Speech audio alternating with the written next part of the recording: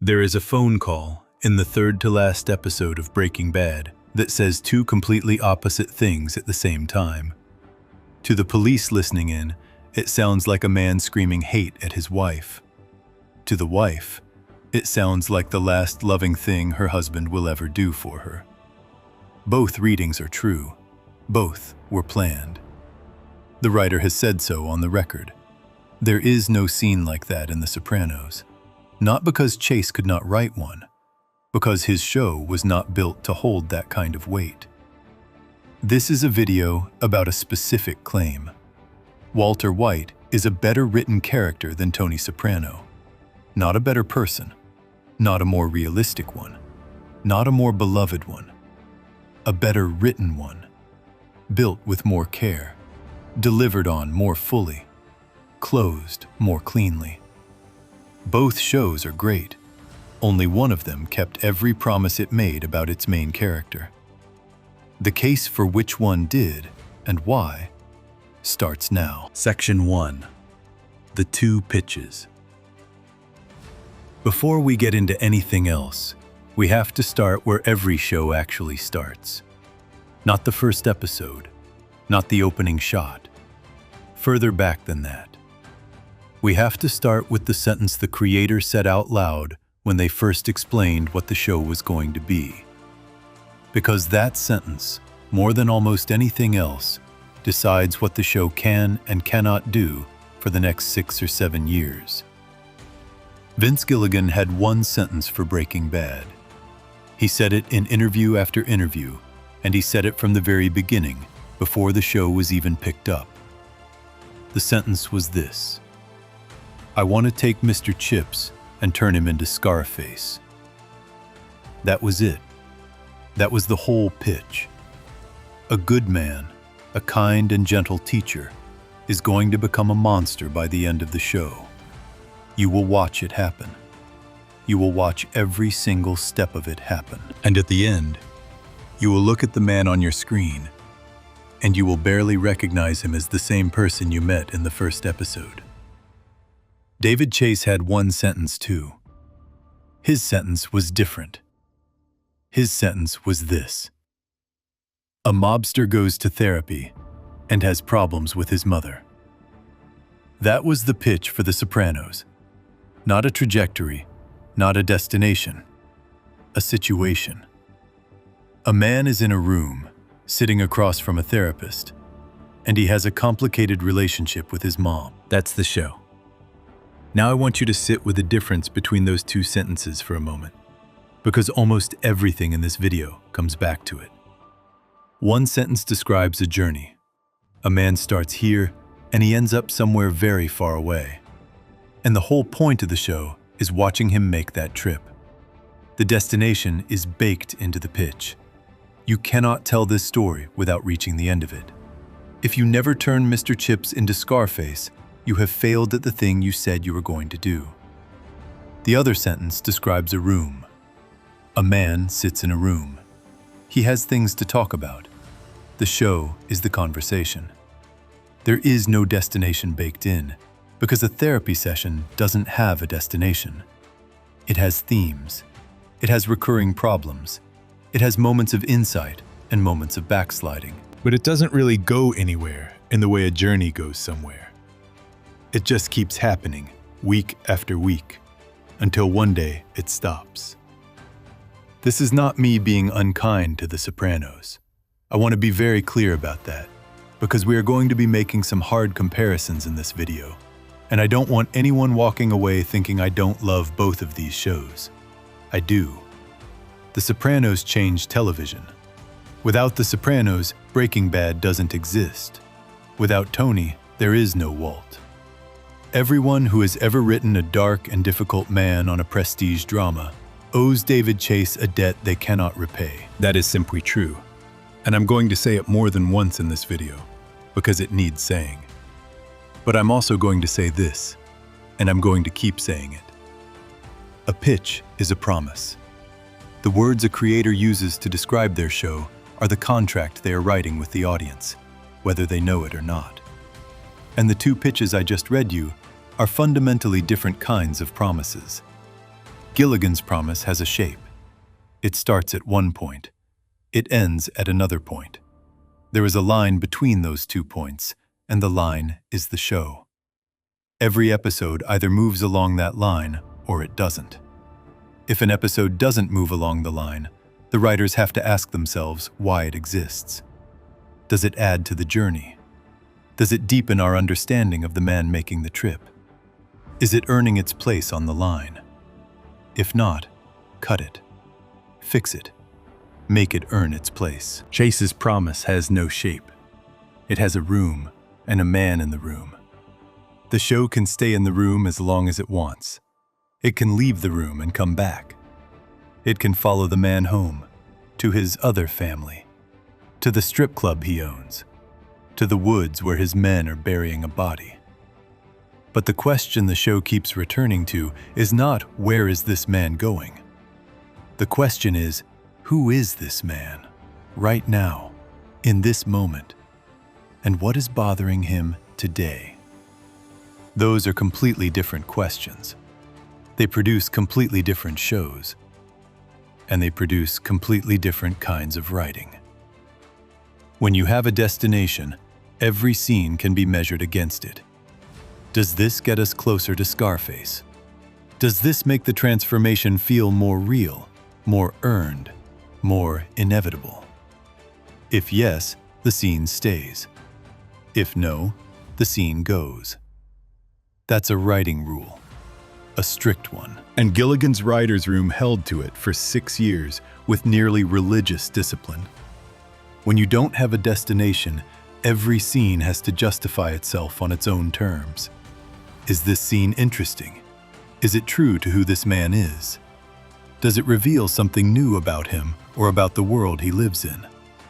Those are harder questions to answer in some ways, because there's no compass.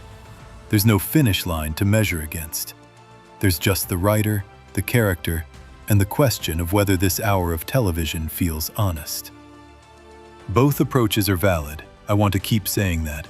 I am not going to pretend that one way of making a show is the only way or the right way. But I do want to point out something that I think gets lost in most conversations about these two shows. When people say one show is better written than the other, they often aren't arguing about quality in the pure sense. They're arguing about which kind of promise they prefer. Do you like shows that go somewhere, or do you like shows that sit with something? Those are different tastes. Different tastes are fine. But when we ask the specific question we're asking in this video, which character is better written, we are asking something more precise than which show do I like more.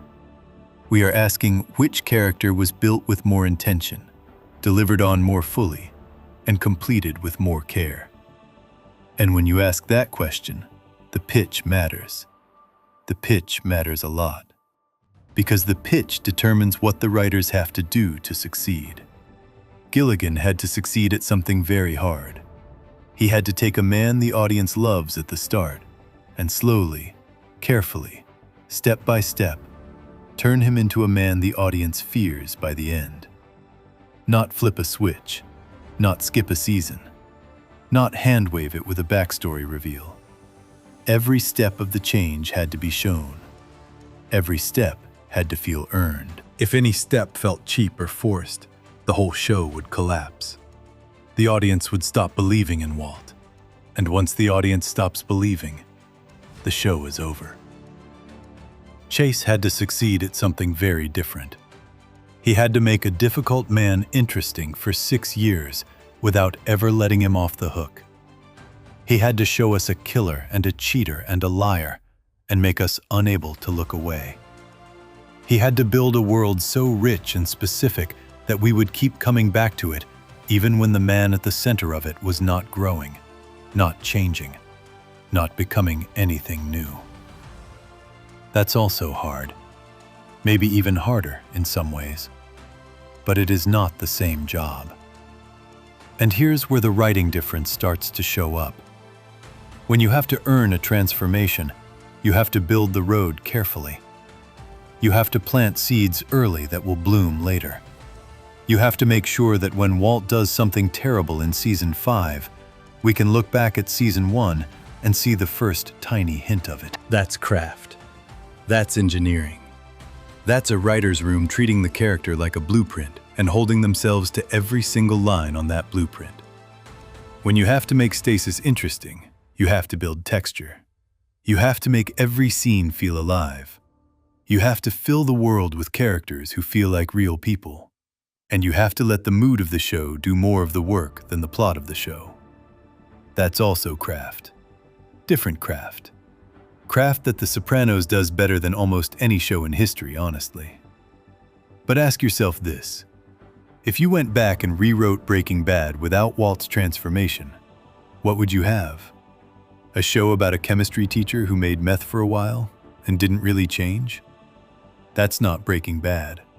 That's a different show. A much worse show. The transformation is the show.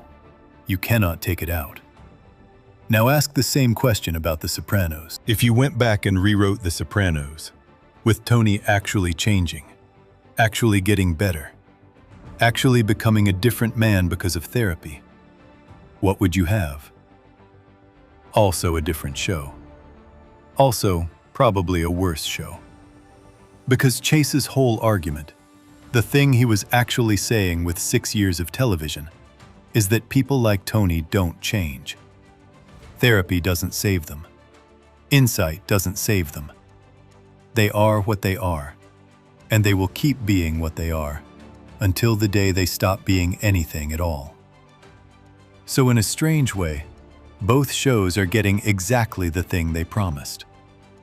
Breaking Bad promised change and delivered change. The Sopranos promised a man in a room and delivered a man in a room. Both shows kept their pitches. But here's the thing.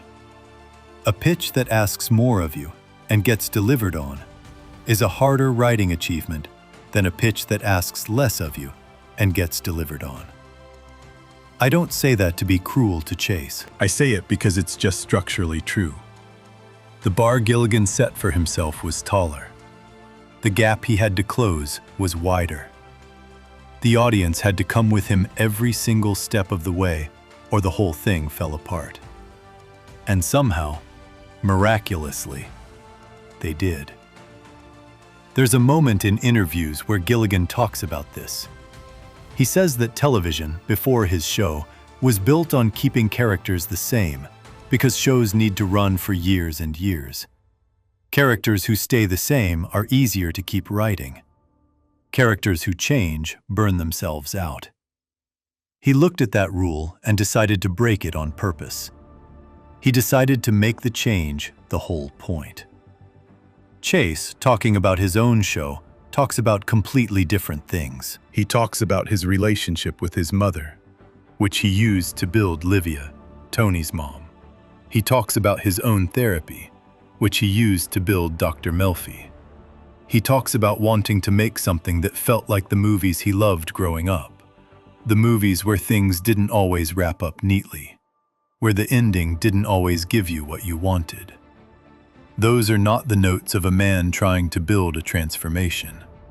Those are the notes of a man trying to build a mood, a world, a feeling. And again, both are legitimate. I'm going to keep saying that because I want to be fair. But when you take those two different starting points and follow them all the way through 6 seasons of television each, you get two very different kinds of writing. One that is tight, engineered, and driven by an ending. One that is loose, textured, and driven by the present moment.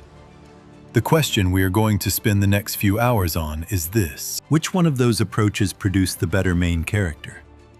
Not the better show overall, not the better supporting cast, not the better finale.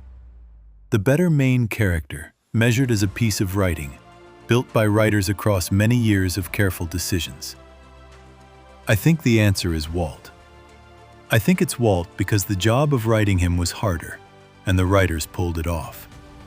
I think it's Walt because every promise the show made about him, the show kept. I think it's Walt because when you take the whole character, from the first scene to the last, and lay him out in front of you, what you see is a complete shape. A story with a beginning, a middle, and an end.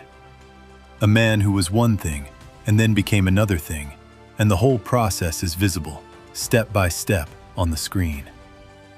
Tony is a great character. Tony is one of the greatest characters in television history.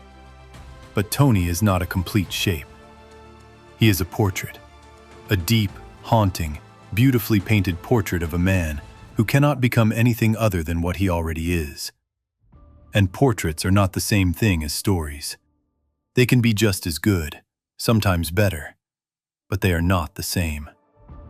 Now, before we move on, I want to come back to something I said a minute ago, because it matters for what comes next. I said that Gilligan's approach means the writers had to hold themselves to a blueprint. Plant seeds early, pay them off later. Every step of Walt's transformation earned and shown. That's a specific skill. That's a specific kind of writing. And it's the kind of writing that gets praised a lot in passing, but rarely examined closely. Because when you actually sit down and look at what Gilligan's writer's room did, week after week, season after season, to keep the promise of Mr. Chips to Scarface, you start to see something almost unbelievable. Not just good planning, not just good follow-through, something tighter, something that behaves almost like a machine.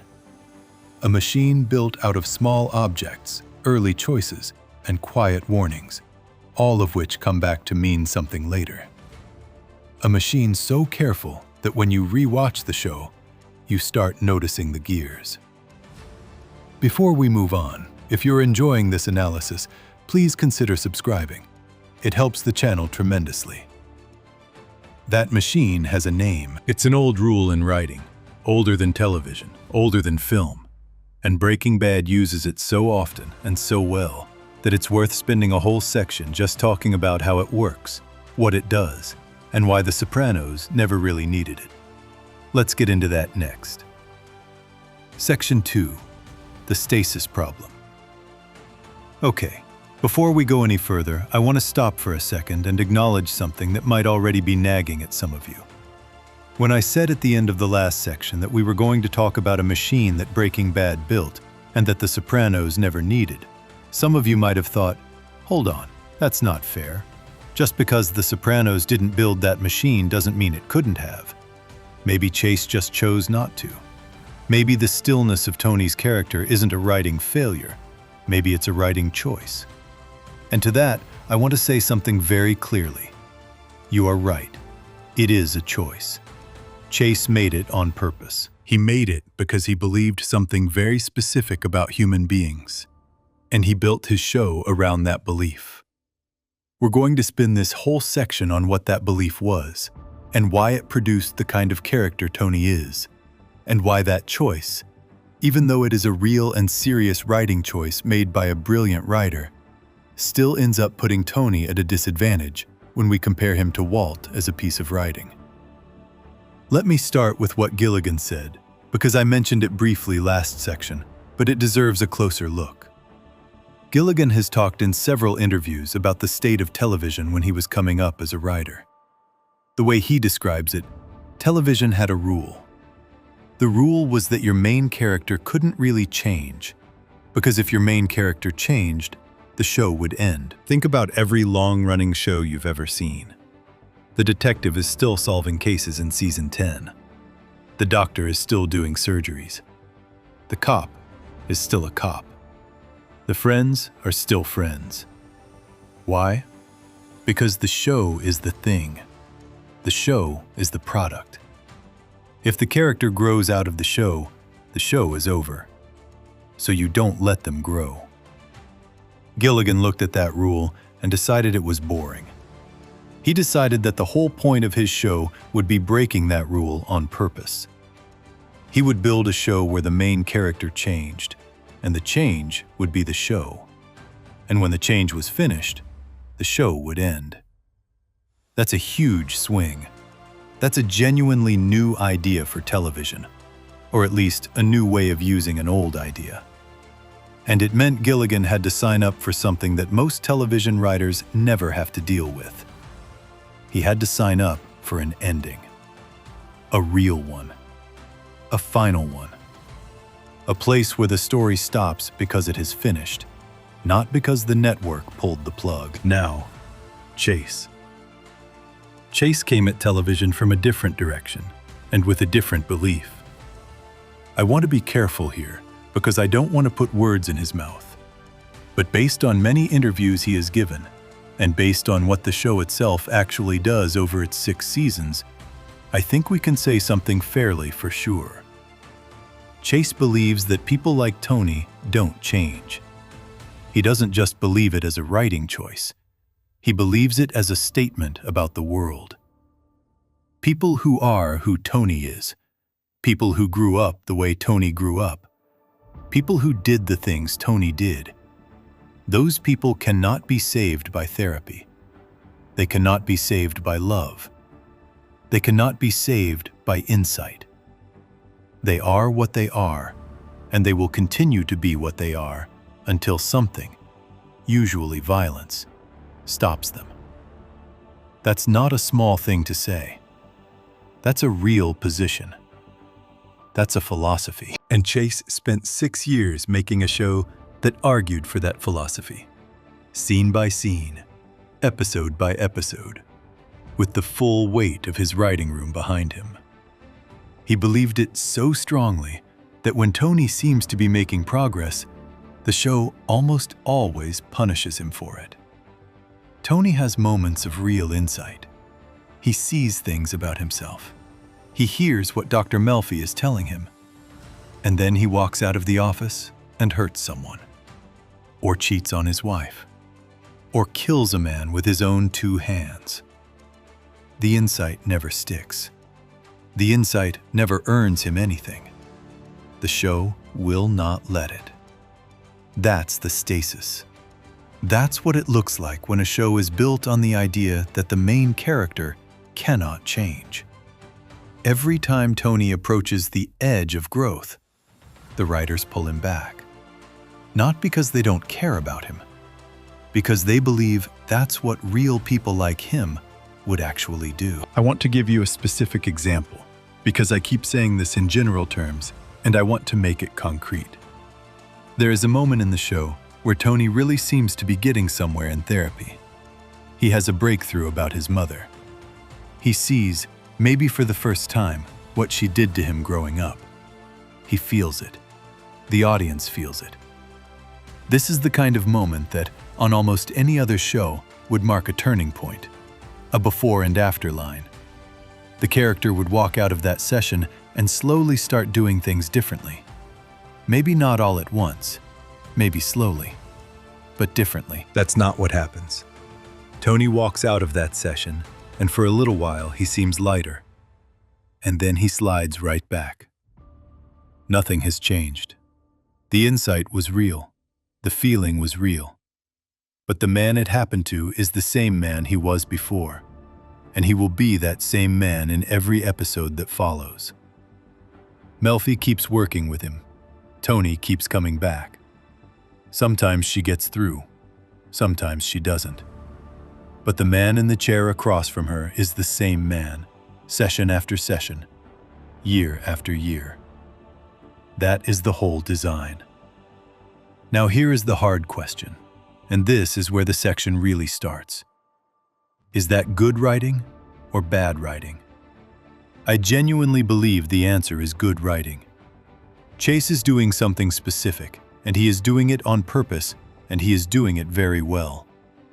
He is making a show that argues with the easy idea that people can just get better if they try. He is showing you a man who would love to get better, who shows up for the work, who sits in the room and talks about his feelings, and who is still, at the end of all that work, exactly who he was at the start. That's a serious thing to say about human nature. A lot of people would argue it's true. A lot of people would argue it's the most honest thing a show has ever said about how hard it actually is to change. But here's where it gets interesting for our question. Even if Chase's view of human nature is correct, and even if his writing choices are the right ones for the show he wanted to make, Those choices still put Tony at a disadvantage when we compare him to Walt as a piece of writing. And I want to be really careful about why. Because this is not about which character is more realistic. This is not about which character is more true to life. This is about a very specific thing. This is about what the writers have to do on the page to deliver the character they promised. Think about it this way. If you are writing a character who is not going to change, the hardest thing you have to do is keep them interesting. You have to find new situations to put them in. You have to find new angles to reveal them from. You have to keep finding ways to surprise the audience with someone who is, by design, not going to surprise you through growth. That is hard. Chase and his writers did it beautifully for many years. But if you are writing a character who is going to change completely, all the way from one kind of man to the opposite kind of man, you have an entirely different job. You have to make every step of the change believable. You have to make the man at the end of the show still feel like the same person who was there at the start, even though he is almost unrecognizable. You have to plant evidence early that the monster was always there, or the change will feel fake. You have to let the audience come with you every single step, or they will get off the ride. And once they're off the ride, the show is dead. Those are not the same level of difficulty. They are both hard, but one is harder. The one where you have to earn a transformation is harder than the one where you have to make a steady state interesting. I don't think this is controversial. I think most working writers would tell you this is true. And there's another layer to this that I think matters a lot. When you write a character who doesn't change, you are essentially agreeing, at the start of the show, that the character is going to win every time. Win in the sense that they will survive every episode as who they already are. Tony can have a bad week. Tony can get shot. Tony can almost die. But he will come back to being Tony. He will not become someone else. The writer has told you that up front, even if they didn't say it out loud. So every episode, even the hard ones, has a kind of safety net under it. You know Tony will be Tony next week. When you write a character who has to change, there is no safety net. Every episode has to move the character a little bit further along the line. If it doesn't, the season starts to feel stuck. If a whole season feels stuck, the show is in trouble. And if the change ever stops being believable, the whole thing falls apart. There is no coming back from that. If the audience stops believing Walt is really turning into who he's turning into, the show dies on the spot. So Gilligan's writers were walking a tightrope every episode for 6 years. They had to keep Walt moving. Not too fast or the change would feel rushed. Not too slow or the show would stall. And every step had to feel like it came from the same man. A chemistry teacher who became a killer cannot stop feeling like a chemistry teacher along the way, or we will not believe it is the same man. He has to carry his old self into his new self, and the writers have to let us see both at the same time, all the time. Chase's writers were doing something beautiful too. They were building a world. They were filling it with people. They were making Tony's New Jersey feel so real that you could smell the gabagool. They were letting small things happen that didn't resolve, because small things in real life don't always resolve. They were making a show that breathed in a way most shows don't. I love that show. I have rewatched that show more times than I can count. I'm not saying any of this to put it down, but the job they were doing was not the same as the job Gilligan's writers were doing. And when we ask, at the end of all of it, which character was built with more precision? Which character was delivered on more fully? Which character was engineered more carefully to arrive exactly where the pitch said they would arrive? The answer is Walt. Not because Tony is bad, because the machine built around Walt had to be more exact. And it was. There is one more piece of this I want to touch before we move on. Because some of you will be thinking, hold on, you're saying Tony doesn't change? But doesn't he? Doesn't he have moments of growth? Doesn't he sometimes seem to get something out of therapy? What about when he saves the life of a character he could have killed? What about when he shows love to his family in small, quiet ways? Isn't that change? It's a fair question, and I want to answer it honestly. Tony is not a flat character. He is extremely complicated. He has many sides. He can be tender. He can be cruel. He can be funny. He can be terrifying. He can be thoughtful. He can be stupid. He is a full, rich human being, and I don't want anyone to think I'm saying otherwise. But having many sides is not the same as changing. A character who is gentle with his baby daughter in one scene and kills a man with his hands in the next is not changing. He is showing you two sides of who he already is. Both sides were there at the start of the show. Both sides will still be there at the end. The show is not moving him from one side to the other. It is showing you the man as he is, from many angles, over many years. That's a portrait. Portraits can be beautiful. This one is. But a portrait is not a story arc. Walt has sides too. He is a loving father in one scene and a killer in the next. But here is the difference. Walt's sides are not fixed. At the start of the show, the loving father side is almost everything, and the killer side is barely a whisper. By the end of the show, the killer side has grown so large that the loving father side can barely survive at all. The balance has shifted, moved, changed. That is an arc. That is a transformation. That is a man becoming something he was not before, step by step, in a way you can track, scene by scene, across 6 years of television. And this is the point where a lot of people get uncomfortable with the comparison, because it can start to sound like I'm saying Chase was lazy, or that he was letting his writers off easy. I want to be very clear. I am not saying that. Chase was not lazy. His writers were not lazy. They were making a different kind of show. And the kind of show they were making is, in some ways, more ambitious than Breaking Bad's kind. They were trying to say something about the whole nature of human life, about whether people can really change, about what happens to a man who sits in a therapist's chair for 6 years and does all the work, and is still, at the end of it, the same man. That is a huge idea to make a show about. It's a brave idea. But brave ideas are not the same as well-engineered characters. Tony is the vehicle for a brave idea. Walt is a carefully built machine that delivers on a specific promise. These are both real achievements. They are different achievements. And when we line them up and ask which is the better piece of character writing, the more carefully built machine wins. That's not an insult to the brave idea.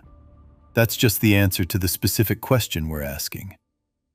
So where does this leave us? It leaves us with a show where the writers made a real philosophical choice not to build a transformation.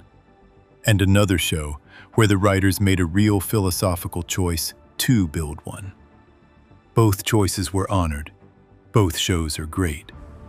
But the show that chose transformation had to build something very specific in order to pull it off. A kind of engine, a way of working, a discipline in the writer's room that held every small decision to the promise of the pitch. Before we move on, if you're enjoying this analysis, please consider subscribing. It helps the channel tremendously. And that engine, more than any other single thing, is what made Walt's arc land.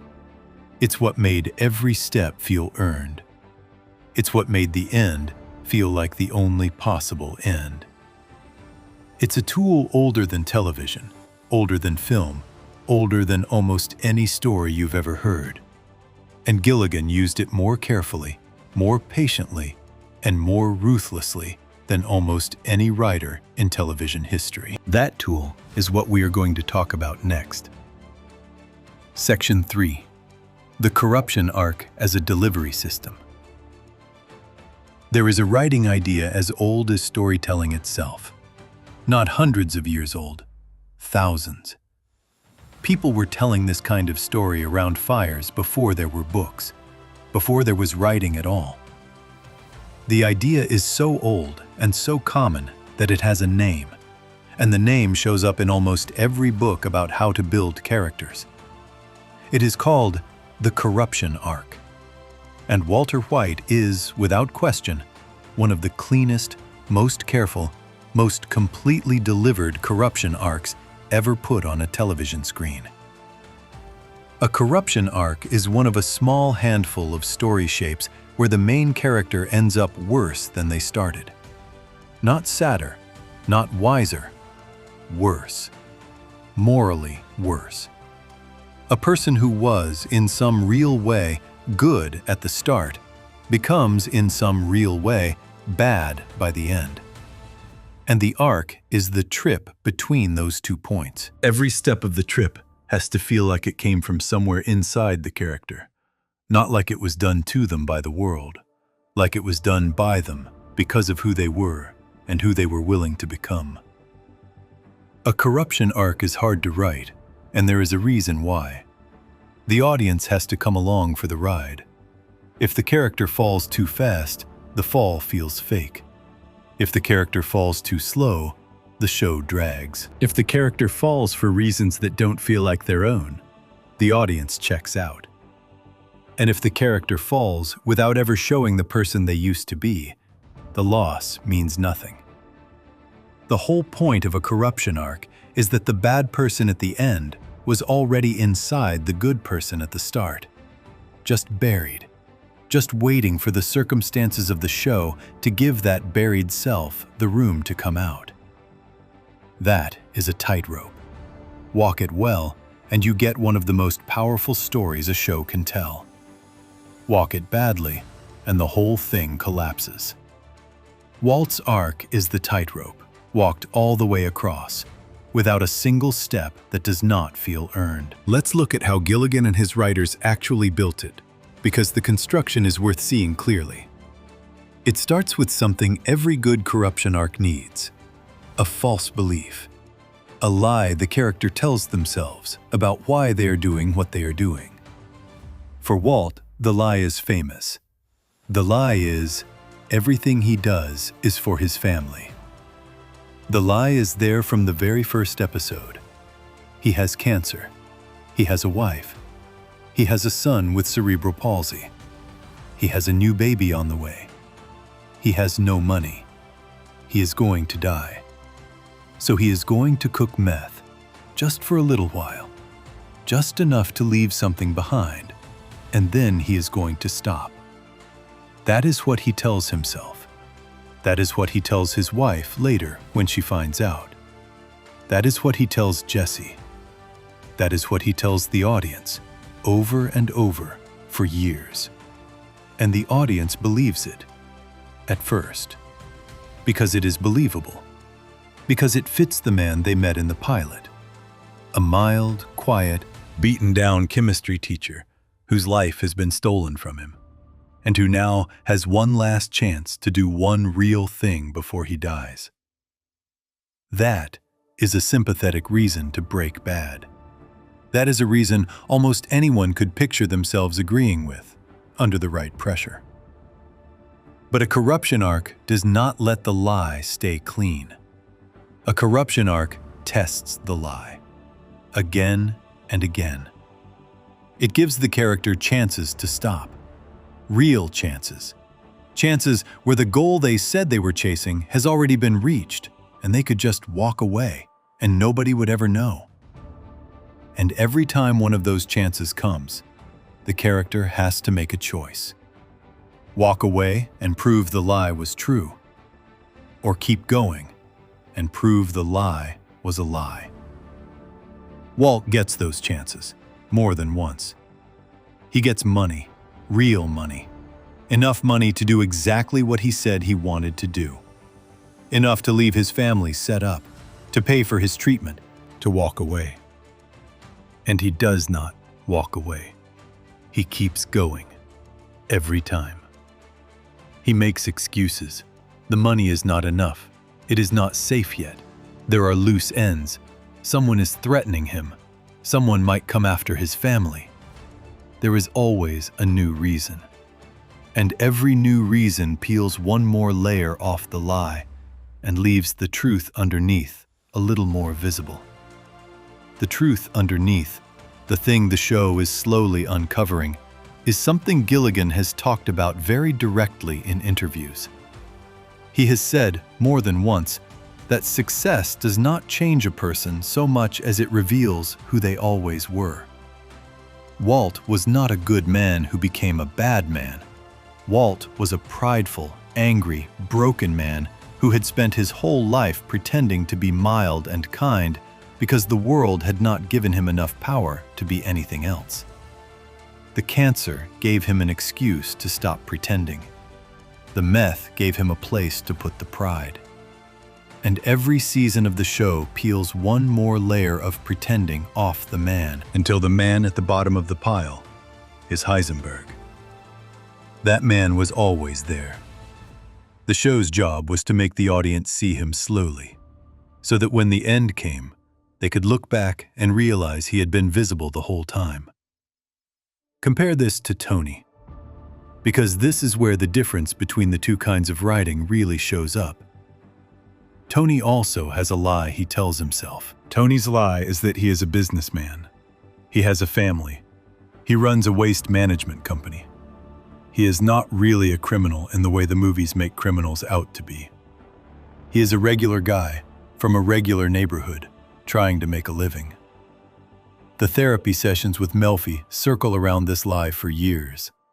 She keeps trying to get him to look at what he actually is. He keeps slipping away from it. Sometimes he gets close. Sometimes he admits small things. Sometimes he even seems to see the truth clearly for a minute. And then he walks out of her office and goes back to being exactly who he was. There is no arc in that. There is depth. There is richness. There is a man being revealed from many angles over many years. But there is no corruption arc, because Tony does not get worse step by step across the run of the show. Tony was bad when the show started. Tony is bad when the show ends. There are seasons where he is more willing to see himself, and seasons where he is less willing. There are episodes where he does something shockingly cruel, and episodes where he shows tenderness to a child or a dying friend. But the needle does not move from the pilot to the finale in any clear direction. The man stays. The show rotates around him. Now, a fair question. Is a corruption arc a better story shape than whatever The Sopranos is doing? Not automatically. Not as a rule. A corruption arc is a tool. Not every story needs it. Not every character fits it. The Sopranos was not trying to give Tony one, because Chase did not believe Tony could have one. That was the whole point of Chase's show. A man like Tony cannot really fall, because there is nowhere further for him to fall. He is already at the bottom when the show begins. The show is about watching him live down there for a while. But here's the thing about a corruption arc. When it works, it does something no other story shape can do.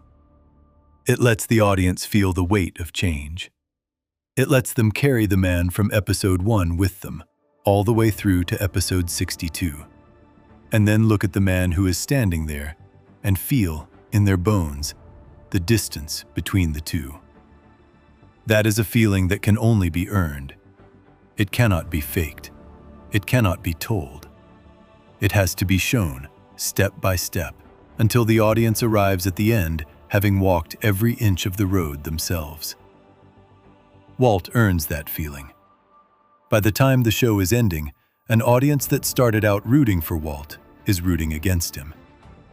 An audience that once thought he was the good guy in a bad situation now watches him and feels something closer to horror. That shift in the audience is not an accident. It is the point. The writers were working on it from the first episode. Every small choice, every small lie, every small step over a line he told himself he would not cross was a brick in a long, careful wall.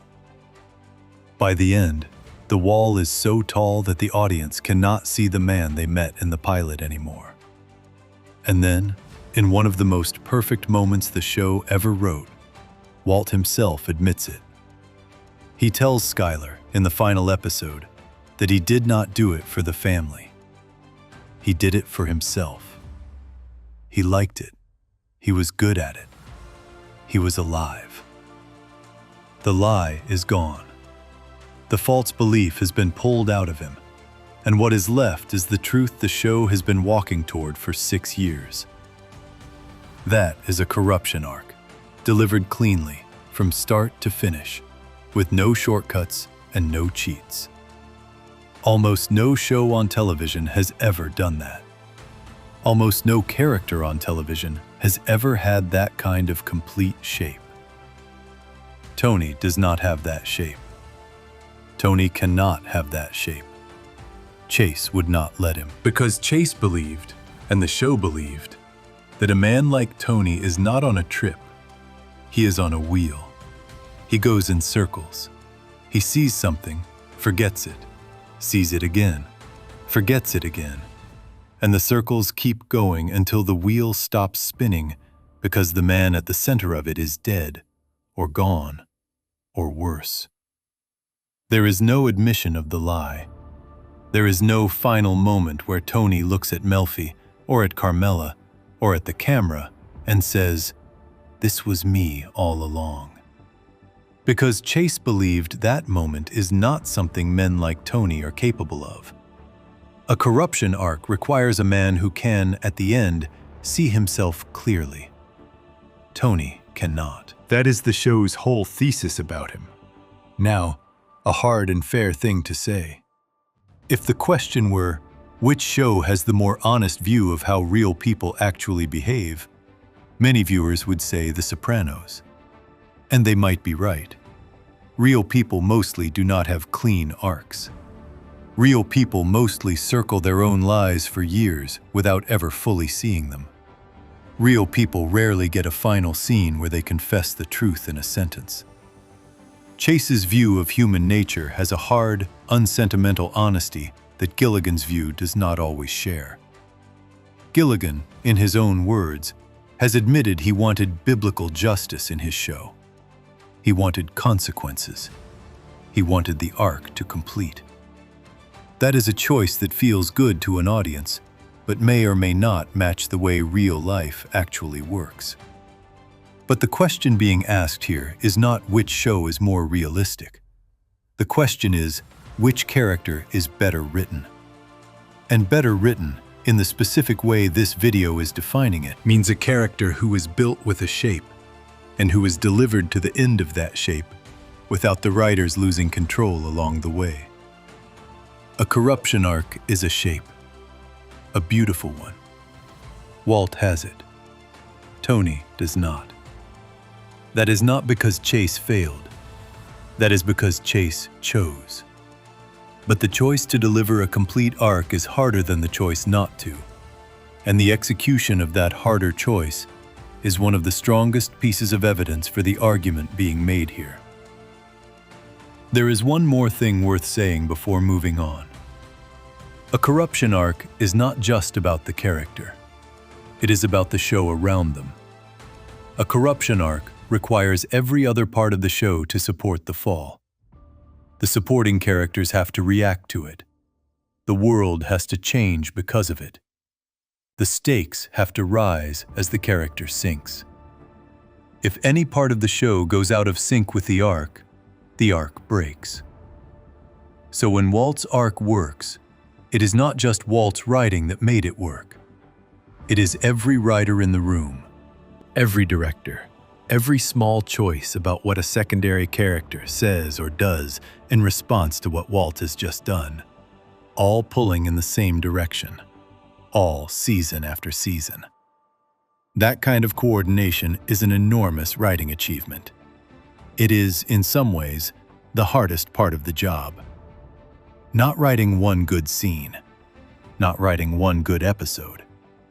Building a machine where every part of the show, across 6 years, stays locked on to the same slow-motion fall and never drifts off course. Before we move on, if you're enjoying this analysis, please consider subscribing. It helps the channel tremendously. Which is where the next part of the story comes in. Because a machine like that needs more than just a clear idea of where the character is going. It needs tools, specific tools. Hard, old-fashioned writing tools that most television shows do not use with any real discipline. And one of those tools, maybe the most important one, is a rule that was written down by a Russian playwright more than 100 years ago. Gilligan and his writers treated that rule as if it were law. Chase treated it as a suggestion at best, and sometimes ignored it on purpose. That difference is where the writing gap between these two shows gets wider than almost anywhere else. And it is worth spending a whole section on. Section 4. Chekhov's gun and the architecture of payoff. More than 100 years ago, a Russian playwright named Anton Chekhov wrote down a rule for storytelling that almost every serious writer since then has learned by heart. The rule is simple. If a gun is hanging on the wall in the first act of the play, that gun has to go off by the third act. Otherwise, the gun should not be on the wall. That is the whole rule. A short sentence, a clean idea. It has shaped how writers think about stories for a very long time. What Chekhov was really saying is something bigger than guns and walls. He was saying that everything in a story should earn its place. If a writer chooses to show the audience something, they are making a promise. The audience will notice. The audience will remember. And the audience will wait, even if they do not know they are waiting, for that thing to mean something later on. If it never means anything, the audience feels cheated. Maybe not loudly, maybe not in a way they can name, but something inside them files it away as a broken promise. And the next time that writer shows them something, they trust it just a little less. This rule matters more on television than almost anywhere else, because television takes so long. A movie is 2 hours. Whatever gets planted has to pay off quickly. A show can run for years. A thing the writers drop in season 1 might not come back until season 5. And if it does come back, if they have actually remembered it, if they have actually set it up all those years ago on purpose, the feeling the audience gets is almost magical. A feeling of recognition. A feeling that the show is built, that it knows itself, that nothing is wasted, that everything matters. Breaking Bad is, without question, one of the most careful shows in television history about this rule. The writer's room treated Chekhov's rule like law. Almost nothing in that show is decoration. Almost every small object, every side conversation, every weird little moment comes back to matter later on. And once a viewer starts noticing this, they cannot stop noticing. A second or third rewatch of Breaking Bad turns into a kind of scavenger hunt, because the show is packed with small things that were planted quietly and are going to explode loudly much later. The cleanest example is the ricin. Ricin is a poison, a very deadly one. Walt first makes ricin in the second season, planning to use it on a drug dealer named Tuco. The plan falls apart. Tuco dies another way. The ricin does not get used. Now, in most television shows, that would be the end of the ricin story. A plan that did not work. Move on. But Gilligan's writers did not move on. They knew they had put a gun on the wall. They had to fire it. So the ricin sits there, episode after episode, for years. It comes back into the story again and again. Walt hides it behind an electrical plate in his bedroom. Jesse looks for it. The audience thinks about it constantly.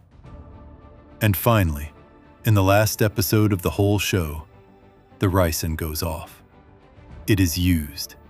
It kills someone. The gun fires. And every moment the audience has been thinking about that little vial of poison across dozens of hours of television pays off in one single, clean moment. There is another example that is even more famous among fans of the show. A plant. A small houseplant called a lily of the valley. In one episode near the end of the 4th season, a little boy named Brock is poisoned. Jesse thinks Walt did it. Walt convinces Jesse it was someone else. The whole plot of the season ends up turning on this confusion. The audience, in the moment, does not fully know what happened. Then, at the very end of the last episode of that season, the camera pans across Walt's backyard, and resting beside his pool is a lily of the valley plant. No dialogue, no music cue pointing at it, just the plant, sitting there in the final shot. And the viewer who has been paying attention, or who reads about it later, suddenly understands. Walt poisoned Brock. It was him the whole time. The plant was the weapon. The show had been setting it up for episodes, and it paid it off with a single, silent image. That is Chekhov's rule, used at the highest level. The gun was on the wall. The gun fired. The audience did not see it coming, but once it did, they could look back and see that every step had been there for them to find. That is what a promise kept looks like on television. But maybe the best example of all, and the one Gilligan has talked about openly in interviews, is a big machine gun. Near the end of the show, in a flash forward at the start of the 5th season, the audience sees Walt buying a huge belt-fed machine gun in the parking lot of a Denny's. The moment is strange. It is out of order with the rest of the show. The audience has no idea when this takes place or why Walt needs the gun. The writers just drop it there and move on. And according to Gilligan, when they put that moment on screen, they genuinely did not know what the machine gun was for. They had not figured it out yet. They had planted the gun on the wall without having a plan for firing it. That would be a problem for most shows. It would be a dangling thread.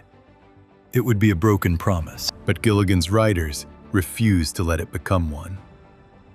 Gilligan has said that in the last stretch of the show, his writers kept reminding him over and over that the machine gun had to pay off. They said it did not matter how hard it was to figure out. They said it did not matter if it made their lives difficult. The gun was on the wall. The gun had to fire. They had made a promise, and they were going to keep it, even though they had made the promise without knowing how. And they did.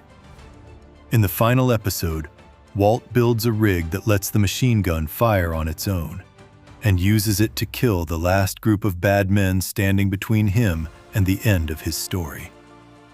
The gun goes off. The promise is kept. It took years and a lot of arguing in the writer's room to figure out how, but they did it. And the audience, who had been wondering about that gun for a whole season, finally got the payoff that had been promised. That is not how most television gets written. Most television writers, when they realize the thing they planted does not have an easy payoff, quietly forget about it. They hope the audience forgets too. Sometimes the audience does forget. Sometimes they do not. And the show takes a small hit of trust. Breaking Bad did not take those hits, because Breaking Bad would not let itself forget. The writer's room held itself to a standard that almost no other room holds itself to. Every gun had to fire. Every plant had to be paid off. No shortcuts, no broken promises. That discipline, more than any single scene, or any single line, is what gives Breaking Bad its unbelievable tightness. The show feels built because it was built. Now, The Sopranos. This is where the comparison has to be careful, because Chase did not follow this rule, and it was not because he did not know it. He knew it. He had been writing television for decades before he made The Sopranos. He knew Chekhov better than almost anyone. He chose, on purpose, not to use the rule the way Gilligan used it. And the reason he chose that is connected to everything that was talked about in the last two sections. Chase believed that life does not work the way Chekhov said stories should work. In real life, guns get hung on walls all the time and never fire. People meet important strangers and never see them again. A problem comes up and gets dropped, and nothing ever comes of it. That is what being alive actually feels like. It is not neat. It does not tie up. It does not hand you a clean ending where everything you noticed earlier turns out to have meant something. Life is messier than that, and Chase wanted his show to feel more like life than like a well-built story. So The Sopranos is full of things that do not pay off. Characters show up and disappear. Plot threads get started and then quietly drift away. Questions get asked and never answered. The single most famous example is an episode called Pine Barrens. This episode is one of the most celebrated hours of television ever made.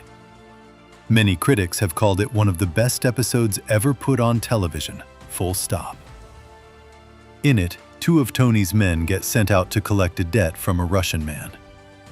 Things go wrong. They shoot the Russian, they think he is dead. They try to bury him in the snowy woods. He gets up and runs off into the forest. They chase him. They lose him. They spend the whole episode lost in the woods trying to find him. They never find him. They go home. The Russian is never seen again. Ever. For the rest of the entire show, across many more seasons, the Russian never comes back. No resolution, no payoff. The gun was hung on the wall, and it was never fired. Fans of the show have been asking Chase about the Russian for more than 20 years.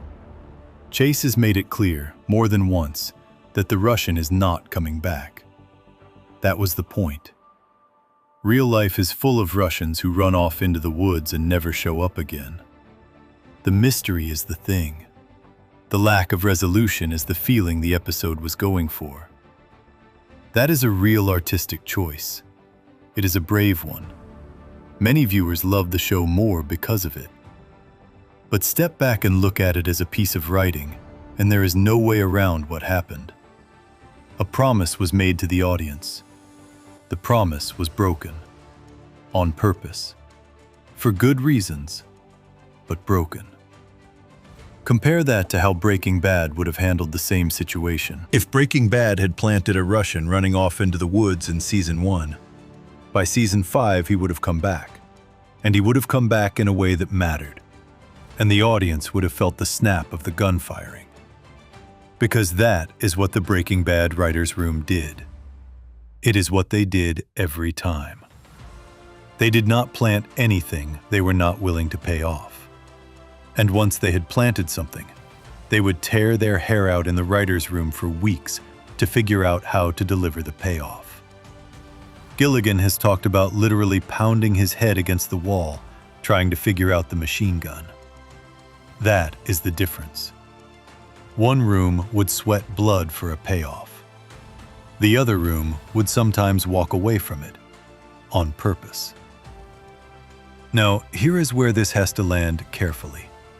Because someone listening might say, so what? Maybe Chase's choice is better. Maybe life really is messier than stories, and the show that feels like life is the one that has written itself better. Maybe Breaking Bad is too tight. Maybe it is too clean. Maybe there is something fake about a show where every little detail means something, because real life is not like that. That argument is a real one. It has been made for years by smart critics, and there is something to it. But it does not answer the question being asked here. The question is not which show feels more like life. The question is which show delivers its main character with more writing discipline. And on that specific question, the answer is clear. A writer's room that treats every object it places on the wall as a promise to the audience is doing more careful character work than a writer's room that sometimes walks away from its promises on purpose. Chase's choice is defensible. It is not lazy, but it is looser. And a looser machine produces a looser character. Because here is the thing about Chekhov's rule and how it affects Walt in particular. The show's discipline about objects and promises is the same discipline that keeps Walt's arc so tight.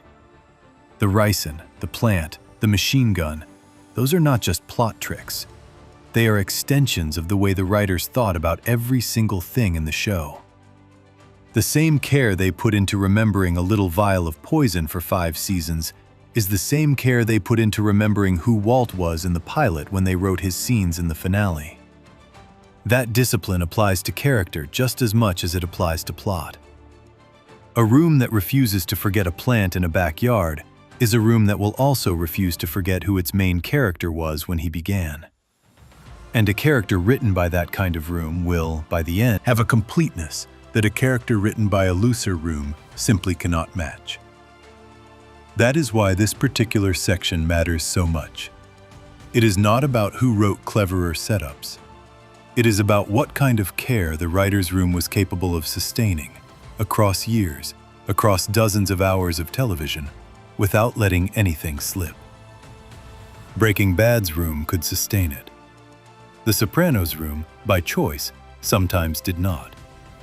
The result is 2 different shows, but more importantly, 2 different characters. One delivered with the tightness of a Swiss watch. The other delivered with the beautiful, honest messiness of a life being lived on screen. Before we move on, if you're enjoying this analysis, please consider subscribing. It helps the channel tremendously. There is one more thing worth thinking about before moving on, because even with all of that discipline, even with all of that care, there is a common attack on Breaking Bad that needs to be taken seriously. The attack is that Breaking Bad is too neat, that it is too tightly wound, that real life does not fire every gun it hangs on the wall, and that a show which does feels, in the end, like a puzzle more than like a story. And that attack has its clearest example in a single episode of The Sopranos. An episode that does something Breaking Bad almost never does. An episode that stops the whole show cold and wanders off into the woods, and in doing so, shows everything that Chase believed, and everything that makes his kind of writing different from Gilligan's kind. That episode is next. Section 5. The Pine Barrens Problem. There is an episode of The Sopranos that fans love more than almost any other. It was made in 2001. It is the 11th episode of the 3rd season. The title of the episode is Pine Barrens. It regularly shows up at the top of lists of the greatest television episodes ever made. It has been called one of the best hours of any drama ever put on a screen. Most people who have seen it remember it more clearly than almost any other episode of the show. It is, by almost any measure, a beloved piece of television. Here is how the episode came to exist. A writer named Tim Van Patten had a dream one night. In the dream, 2 of the gangsters from the show, Paulie and Christopher, got lost in a snowy forest while trying to dispose of a body. That was it. That was the whole dream. He told the dream to another writer, Terrence Winter. Winter told him, "You need to go tell David Chase about this right now. If you do not, I am going to steal the idea and tell him myself." So Van Patten brought the dream to Chase. Chase loved it. He said it was too late in the current season to use, but they would put it in the next one. A year later, they did. The whole famous episode came from someone's dream about two men in the woods. Now, a brief summary for anyone who has not seen it. Polly and Christopher go to collect a debt from a Russian man. Something goes wrong. A fight breaks out. They choke the Russian until he stops moving. They think he is dead. They roll him in a rug, put him in the trunk, and drive him to the Pine Barrens, which is a huge wooded area in New Jersey, so they can bury him. When they get there and open the trunk, the Russian is still alive. They march him out into the snow at gunpoint and hand him a shovel to dig his own grave. He swings the shovel, hits Polly, and runs off into the woods. They shoot at him. One shot appears to hit him in the head, but the Russian does not fall. He keeps running. He disappears into the trees, and now Polly and Christopher are lost in a snowy forest, with a wounded man who might come back to kill them. No food, no good shoes, and a van they cannot find. They spend the whole night out there. They fight, they freeze, they nearly lose their minds. They bicker like children. They turn on each other. They almost shoot each other. The whole middle of the episode is just these two men suffering in the woods while the audience watches, half laughing, half tense, never quite sure what kind of episode they are watching. Is it a comedy? Is it a thriller? Is it a horror movie? The tone keeps shifting, and part of what makes the episode so memorable is that it does not sit still in any one genre. Finally, Tony and another of his men, Bobby, come to find them. They drive out to the Pine Barrens. They wait for daylight because they cannot see, and then they pick Polly and Christopher up the next morning. The two freezing men get in the warm car. They drive home. The episode ends. And that is it.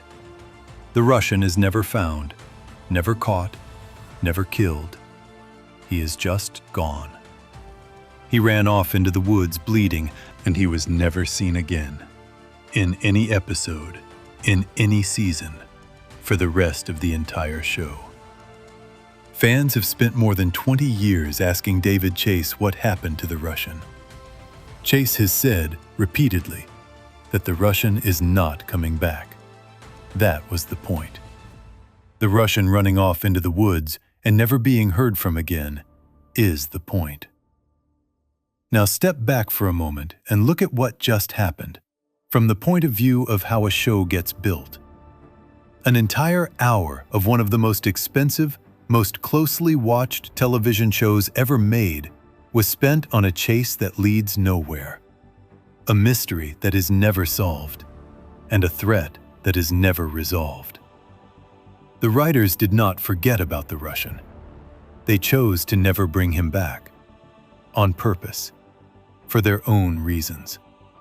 The gun was hung on the wall, and it was, on purpose, left unfired. Some viewers love this.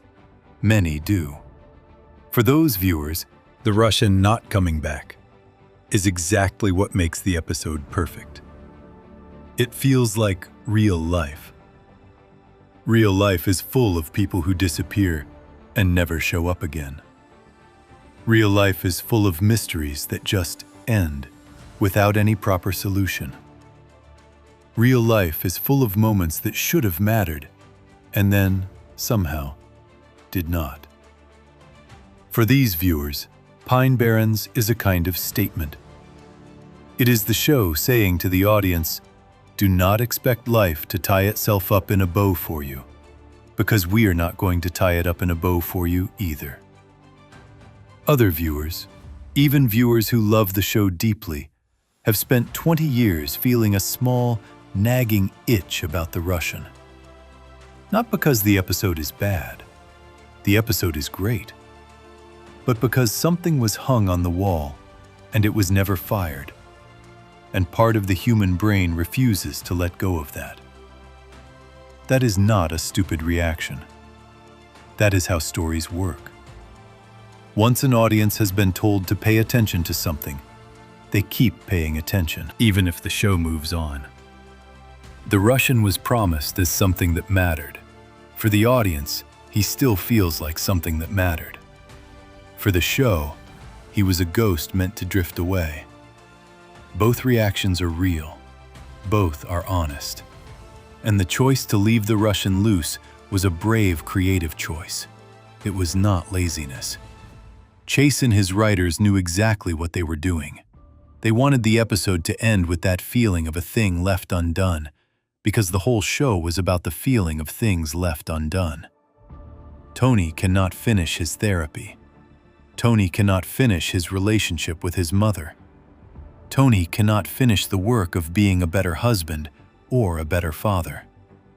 The Russian is just one more thing the show cannot or will not finish. That lines up.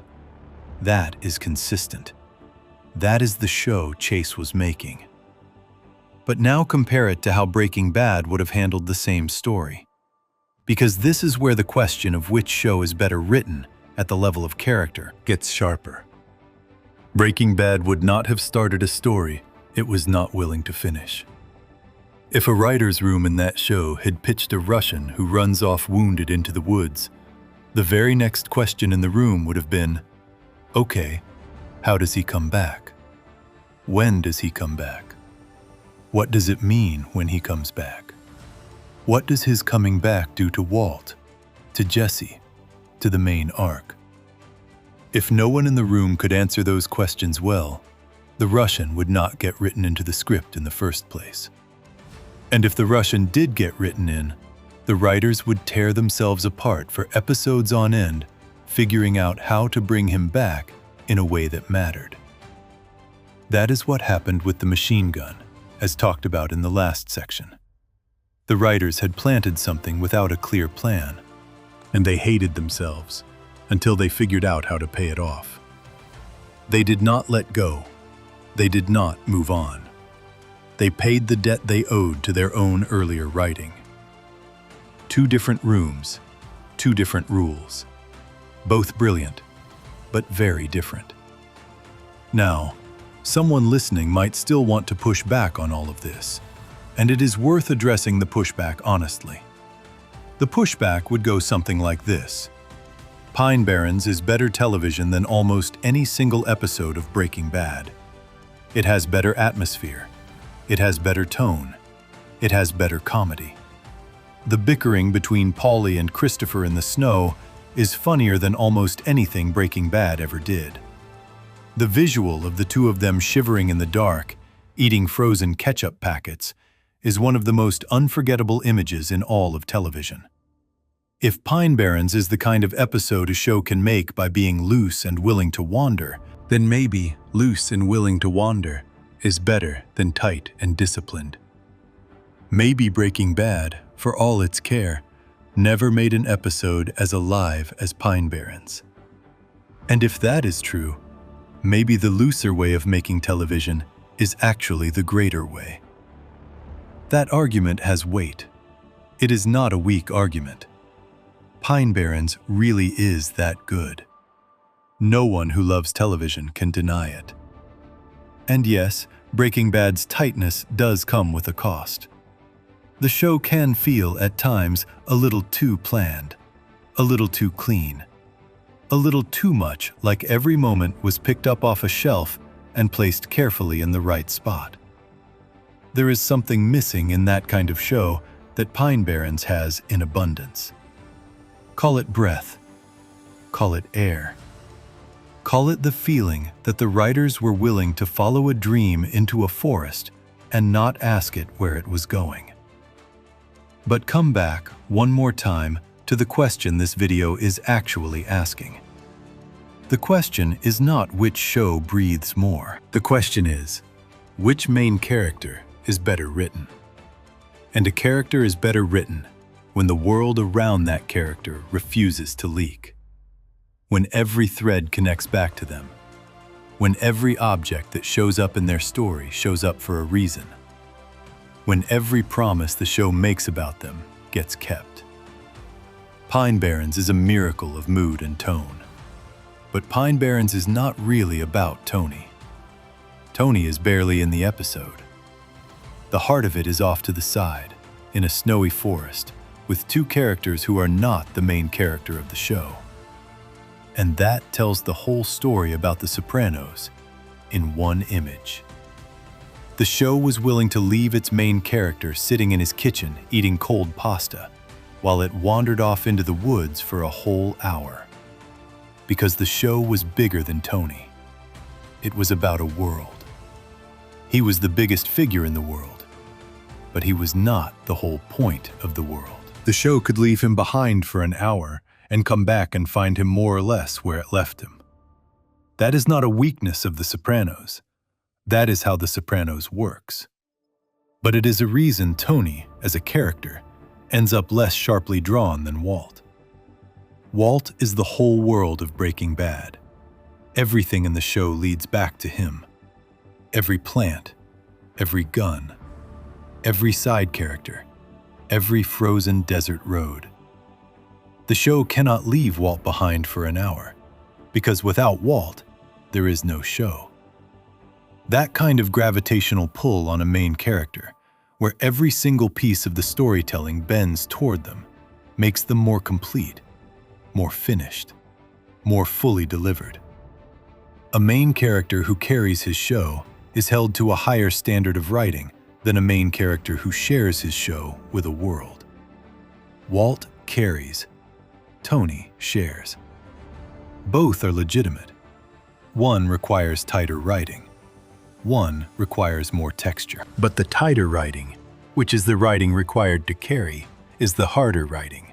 And when it gets done well, as it does for Walt, it produces a character who feels, at the end, like a completed thing. Not a life being lived, a story being told. A story that finishes. Before we move on, if you're enjoying this analysis, please consider subscribing. It helps the channel tremendously. Which raises a last question, and it is the hardest one yet.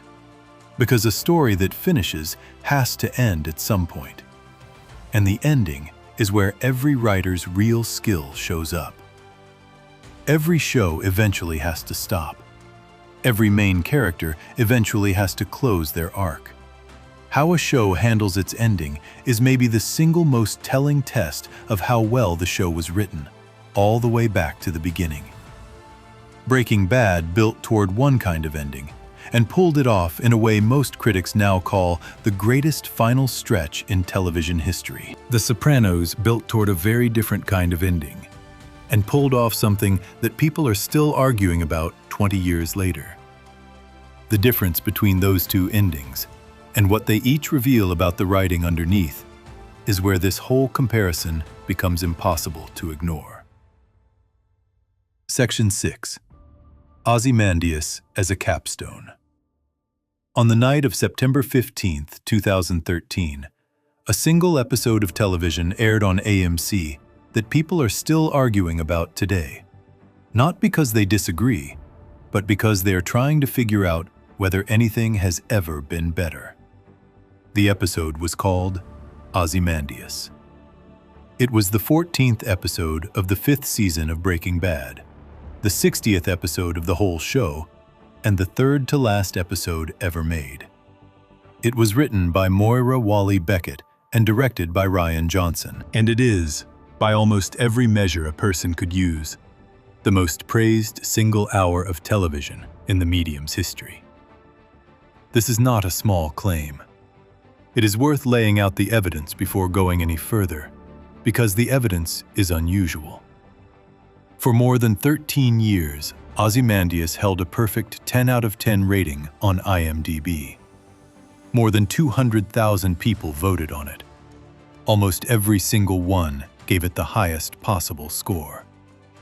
No other episode of any television show in history held that rating for that long. In 2024, Rolling Stone ranked Ozymandias as the single greatest television episode ever made.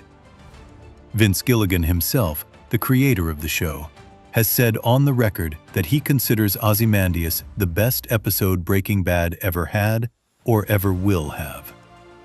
The writer, Moira Wally Beckett, won an Emmy for it.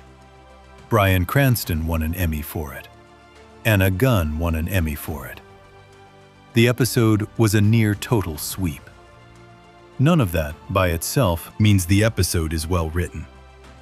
popularity is not proof. Awards are not proof. Ratings are not proof. But when every one of those measures points in the same direction, all at once, about one single hour of television, something real is being signaled. The signal is this. Ozymandias is what happens when every promise a show has made, across dozens of hours, across many years, all come due at the same time, and the writers are ready for them. Here is the core plot of the episode. Walt has just watched his brother-in-law Hank get shot in the head by a group of neo-Nazis in the middle of the desert. Walt had begged them to spare Hank. They did not. Hank dies looking Walt in the eye, and before he dies, he tells Walt something that cuts to the bone. He tells Walt that Walt is the smartest man he has ever met, and that he is too stupid to see that his begging is pointless. Hank knows he is going to die. Walt cannot stop it. Walt watches it happen. From that moment on, The whole life Walt has built over 5 seasons of television comes apart. Everything he has been protecting, everything he has been lying for, everything he has been telling himself he was doing for his family, gone. In a few hours of screen time, the meth money gets buried and mostly stolen. Walt is left crawling in the dust, rolling a single barrel of cash through the desert. He gets home. His son calls the police on him. His wife pulls a knife on him. He grabs his baby daughter and runs.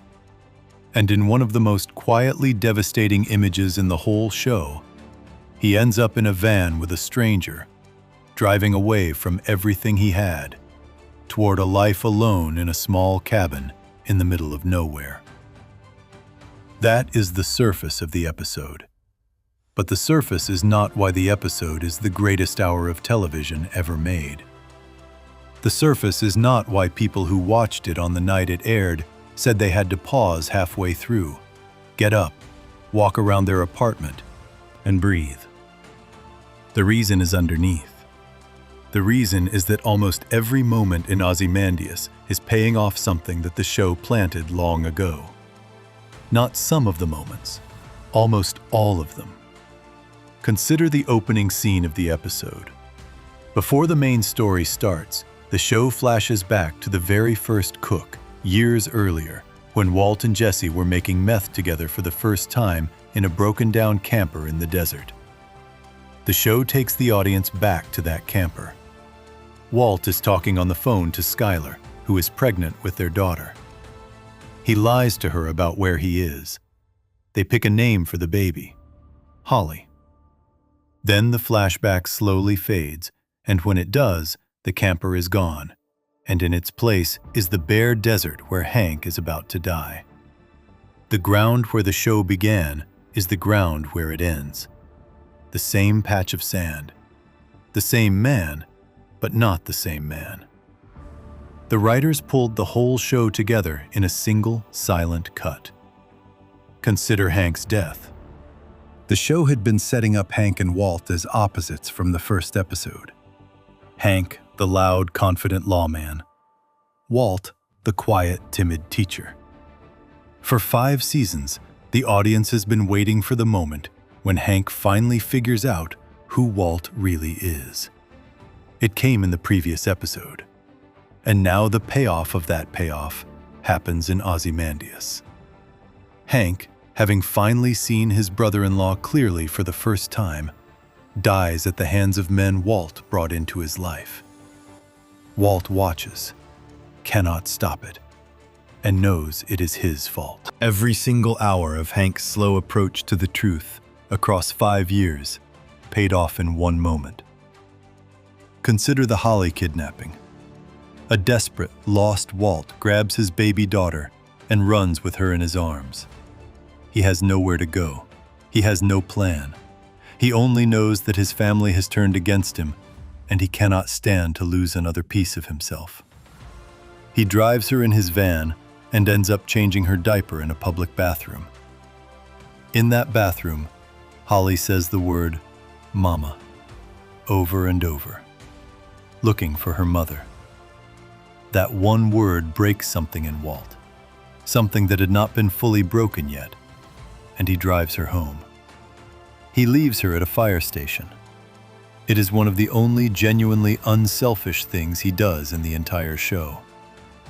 And it comes from a baby saying a single word. A payoff of every motherless scene, every separated family scene. Every moment of Walt telling himself he was doing all of this for his children. Consider the phone call. This is the scene that cut deepest into the audience. Walt calls Skylar from a payphone. The police are sitting right next to her, listening. Walt starts yelling at her. Terrible things, cruel, bitter things. He calls her names. He tells her she never helped, never understood, never supported him. He sounds like a monster. He sounds like the worst version of himself that the show has ever shown. And for a moment, watching it live, many viewers thought this was the final reveal. This was Walt with the mask completely off. But the writer of the episode, Moira Walley-Beckett, has said on the record that the scene was not supposed to be open to interpretation. Walt was performing. He knew the police were listening. He was saying those terrible things to Skylar on purpose, so that the police would hear her as a victim rather than as an accomplice. He was taking all the blame in the loudest way he could, so that when he was gone, she would not be ruined. In the middle of that cruel phone call, Walt was doing the single most loving thing he had done for his wife in years. He was cleaning up the mess he had made of her life, in the only way left to him. Both things are true at the same time. That is the craft. The same words, delivered the same way, can be heard two completely opposite ways depending on what the listener knows. The audience had to feel the cruelty because Skylar had to hear it, because the police had to hear it. But the audience, knowing what it knew, also had to feel the love underneath. And the scene holds both at the same time without choosing. That is writing at a level that most television shows never even attempt. And it only works because of everything that came before. Everything the show had built about who Walt was, what he was willing to do, what his love for his family actually looked like under pressure. All had to be in place for that phone call to land both ways at once. Now compare this to how The Sopranos ends. Because The Sopranos has a famous finale too. It is not called Ozymandias. It is called Made in America, and it aired 6 years before Ozymandias did. And the way Made in America chose to end is one of the most talked about endings in all of television history. In Made in America, Tony sits in a diner with his family. His wife Carmela arrives. His son arrives. His daughter Meadow is trying to parallel park outside. A man walks into the bathroom behind Tony in a way that reminds many viewers of the scene in The Godfather, where a gun is hidden in a bathroom before a hit. Tony looks up at the door of the diner as it opens. The screen cuts to black. The show is over. Tony may have been killed. Tony may have not been killed. The audience is not told. The show simply ends. David Chase has said on the record over the years different things about this ending. He has admitted that the audience reaction surprised him. He has said more than once that he never meant to cause the level of controversy it caused. He has also made clear in various interviews that he did not feel the need to tell the audience exactly what happened. That was the point. The audience was supposed to sit in the uncertainty. The cut to black was, in its own way, the whole thesis of the show. A man like Tony does not get a clean ending. Life does not give you the last answer. One day you are eating onion rings with your family, and one day, the screen just goes black. That is a brave ending. It is a real artistic statement. It is faithful to the show that came before it. Many viewers consider it perfect. But here is the key difference between the two endings, at the level of writing. Ozymandias is the sound of a show keeping every promise it ever made. Made in America is the sound of a show refusing, on purpose, to make a promise in the first place. Both choices are legitimate, but they are not the same kind of writing achievement. Writing an hour of television where almost every moment pays off something planted long ago is one of the hardest things a group of writers can do. It requires years of planning, years of discipline, years of keeping track of every small thread. Writing an ending that refuses to resolve is also a choice, and a respected one, but it does not require the same kind of architecture. A room that ends its show in a black cut has not had to hold itself to the standard of paying every debt the show has built up. A room that ends its show with an episode like Ozymandias has. None of this is to say Made in America is a bad ending. It is not. Many smart people consider it one of the greatest endings in television history. But it is a different kind of greatness. The greatness of refusing. The greatness of letting go. The greatness of stepping back from resolution and letting the audience live with the silence. That greatness is real. It is just not the same as what Ozymandias is doing. Ozymandias is the greatness of delivery, of every promise met, of every gun fired, of every thread woven back in. That greatness requires a kind of writing discipline that The Sopranos, by choice, never put itself through. And at the center of Ozymandias, holding all of it together, is Walt. Not a world that wandered off into a forest for an hour. Not a side character. Walt. Every payoff in that episode comes back to him. Every image, every cut, every moment. A main character who can carry an episode like Ozymandias is a main character who was built from the first episode on to be able to carry it. That is the test. And Walt passes it. Before we move on, if you're enjoying this analysis, please consider subscribing. It helps the channel tremendously. Which brings up something strange. Because the phone call in Ozymandias was deliberately written to work two ways at once. And that double meaning, that engineered ambiguity, is a very specific kind of writing skill. It is the ability to have a scene say two opposite things at the same time. On purpose.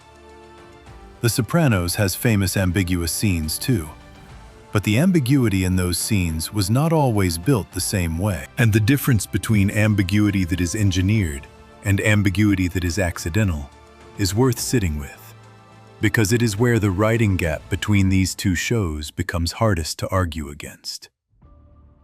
Section 7. The Cranston phone call. There is a particular kind of writing skill that almost every great show tries to pull off at some point. The skill is getting a single scene to mean two completely opposite things at the same time on purpose.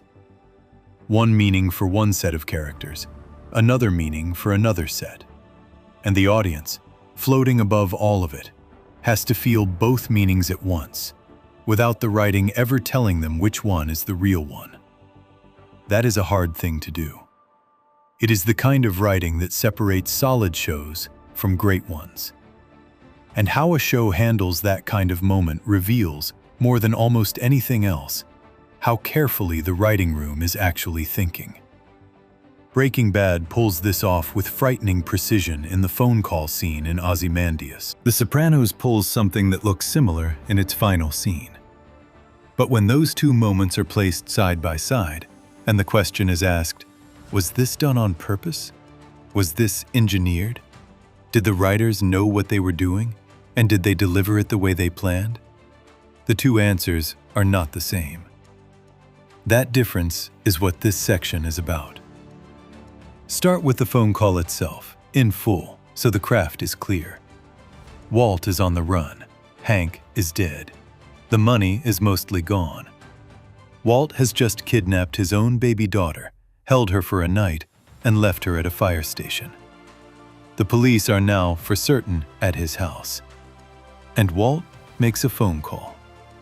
He calls his wife, Skylar. He calls her from a payphone, somewhere in public. She answers. The police are sitting right there with her, listening to every word, trying to trace the call. Walt begins yelling at her. The words are cruel, genuinely cruel. He calls her names. He accuses her of never supporting him. He says she was always in his way.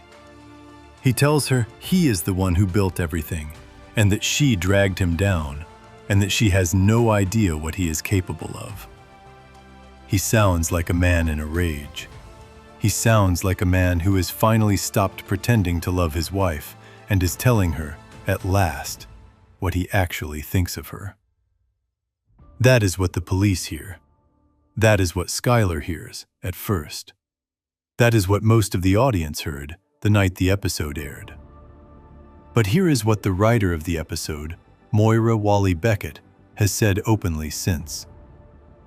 The scene was not designed to be open to interpretation. Walt was not telling his wife what he actually thought of her.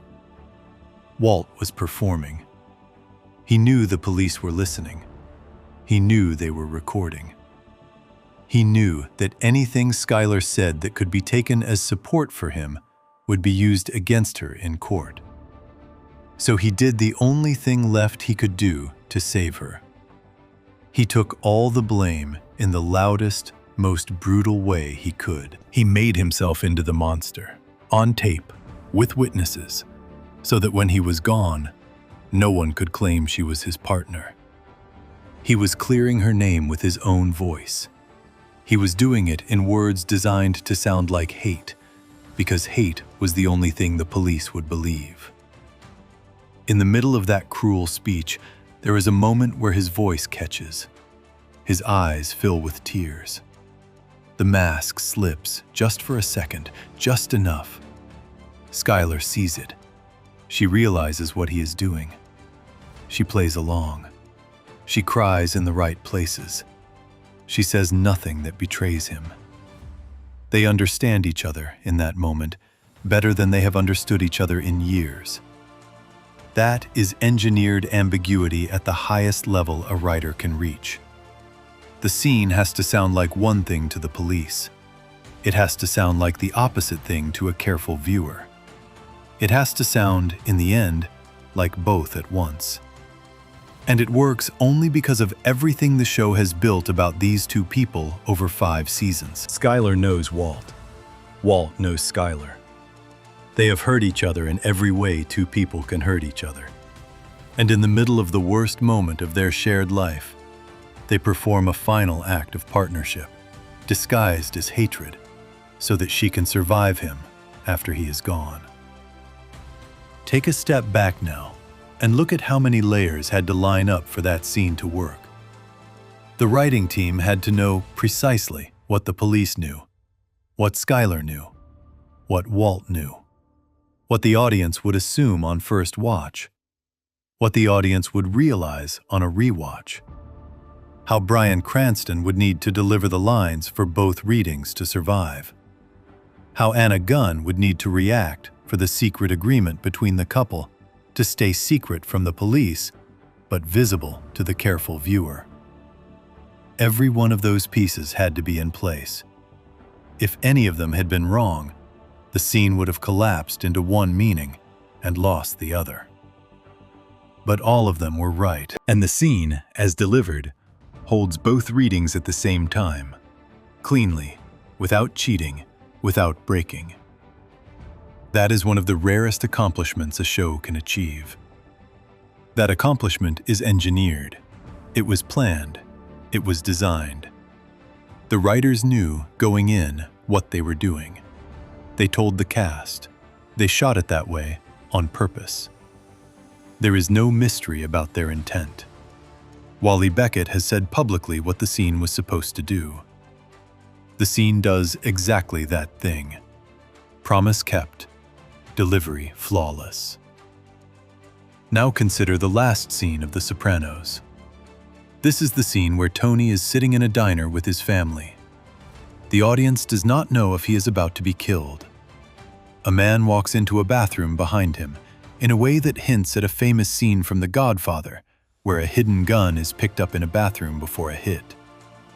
Tony's daughter is parallel parking outside. Tony's son walks in and joins the family at the booth. A group of suspicious-looking men sits at the counter. Tony's wife Carmela arrives. Tony looks up at the door as it chimes open. The camera is on his face. And then the screen goes black. No gunshot. No final image. No closure. The show simply ends. This scene has been argued about for almost 20 years. Is Tony dead? Is he alive? Was the cut to black meant to be the moment of his death, seen from his own point of view, which is how David Chase has hinted at times that he always pictured it? Or was it meant to be more open than that? A simple ending to a show that did not believe in endings. A last note that the audience could read however they wanted. Different answers from Chase across the years have pointed in different directions. In some interviews, he has suggested that Tony was in fact killed. In other interviews, he has said, openly, that he never expected the scene to cause the level of argument and controversy it caused. He has said on the record that he did not mean to spark that kind of debate. He has said, more than once, that the discussion about what the ending meant was not something he fully planned for. This is where the difference between the two shows becomes impossible to miss. Because both scenes are ambiguous. Both can be read more than one way.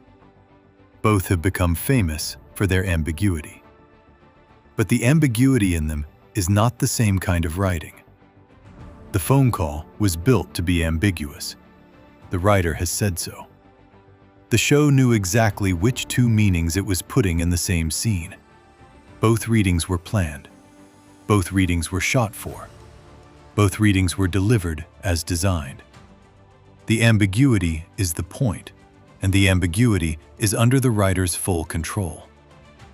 The cut to black is ambiguous too, but in a different way. Chase has admitted, in his own words, that the level of controversy and debate the scene caused was not something he planned. It came out of his ending and grew larger than his ending in ways he did not expect. The ambiguity in that scene is real and beautiful, but it was not designed the way the phone call was designed. The viewer's confusion, the critic's arguments, the years of debate were a byproduct of the scene, not the goal of it. Chase knew he was leaving things open. He did not always seem prepared for how open they would end up being in the public mind. None of this is said to insult Chase or his finale. The cut to black is a genuinely great piece of television. Many smart people believe it is the best ending any show has ever had. The point is not that Chase did something wrong. The point is that two very different kinds of ambiguity are at work in these two shows. And the difference between them shows something important about the writing underneath. An engineered ambiguity, like the phone call, requires every part of the show to be working together with perfect precision. The writer, the director, the actors, the editor, all have to be holding two readings at once, on purpose, without letting either one slip. That kind of ambiguity takes longer to build and holds together under more pressure. A scene like that can be watched 100 times, and each time both readings survive. The scene never resolves into only one meaning, because it was not designed to have only one meaning. An accidental ambiguity, or a byproduct ambiguity, is a different thing. It is born when a writer makes a bold, open choice, and the audience fills in the gaps in ways the writer did not fully predict. That can produce beautiful and powerful results. The cut to black is a beautiful and powerful result. But the writing room was not in full control of the audience's reading, the way Wally Beckett's room was in full control of the phone call. The show stepped into open territory and let the audience do some of the work. That is an artistic choice. It is a defensible one. It is just not the same achievement as designing a scene that works on two exact levels at the same time, on purpose. Here is why this matters for the main question of this whole video. A character who is built by a room that can engineer ambiguity like the phone call is a character being built by a room that is operating at an extremely high level of control. That level of control does not start and stop with one scene. It shows up everywhere. It shows up in how the character is introduced. It shows up in how their lies get set up and paid off. It shows up in how their relationships shift. It shows up in how every small choice across 5 seasons stays consistent with every other small choice. A room that can pull off an engineered ambiguity on a phone call is a room that treats the character with that level of care for every single hour of screen time. A room that lets ambiguity live more freely, more accidentally, more openly. Will write a great character too, but will not write the same kind of tight, fully engineered piece of work. Walt is the product of a room operating at maximum control. Tony is the product of a room operating with brilliant but looser control. Both are worth loving, but the more tightly engineered one is the more tightly engineered one. There is no other way to say it. And when the question is, which is better written, in the narrow sense, this whole video is using that word. The more tightly engineered one wins. Before we move on, if you're enjoying this analysis, please consider subscribing. It helps the channel tremendously. That kind of control does not come from one writer. It cannot. No single person can hold that much detail in their head across 6 years of television. It comes from a whole room, working together, arguing, fighting, remembering, forcing each other to keep the standard up even when every instinct says to let it drop. And what happened inside that room, week after week, for half a decade, is the single biggest untold story about why Breaking Bad ended up tighter than The Sopranos. The way the two rooms actually worked, what rules they held themselves to, what they were willing to let slide and what they were not, is where the last piece of this argument has to go. Section 8. The writer's room as an engineering discipline. Before getting any further into this section, there is something worth saying clearly. No single person wrote Breaking Bad. No single person wrote The Sopranos. These shows were not the product of one genius alone in a room. They were the product of many writers, sitting together in a single space, arguing, suggesting, refusing, insisting, forgetting, remembering, for months and months at a time, year after year. The room is where the show actually gets made, not on the page, not on the set, in the room. And if a show is going to end up tight and complete, the room has to run on certain rules. If a show is going to end up loose and textured, the room has to run on different rules. Both rooms can produce great television, but the rules they run on shape everything that ends up on screen. Vince Gilligan has talked openly, in many interviews over many years, about how the Breaking Bad writer's room actually worked, what it looked like, how it broke stories, what the arguments were about, what he himself demanded, and what he was sometimes forced to accept against his will. All of that has been said by him, on the record, and it paints a clear picture of a room that was running on one very specific kind of fuel. That fuel was discipline. A hard, stubborn, almost painful level of discipline about one thing above all else, which was this. Everything the show planted had to pay off, no matter how much the writers grew to hate the thing they had planted. no matter how much they wished they could walk away from it. Once it was in the show, it was there for good, and they had to figure out how to deliver on it. The clearest example of this, and one Gilligan has talked about more than almost any other, is the machine gun from the start of the 5th season. This was covered briefly in the earlier section about Chekhov's rule, but it is worth going back to, because it shows exactly what the room was like. Gilligan has said that when the writers put that big belt-fed machine gun into a flash forward at the beginning of the 5th season, they had no plan for it. None. They did not know what Walt was going to do with it. They did not know who he was going to use it against. They did not know how it was going to connect to the rest of the story. They just thought it was a cool image, and they thought they had enough time ahead of them to figure out the rest. So they put it in.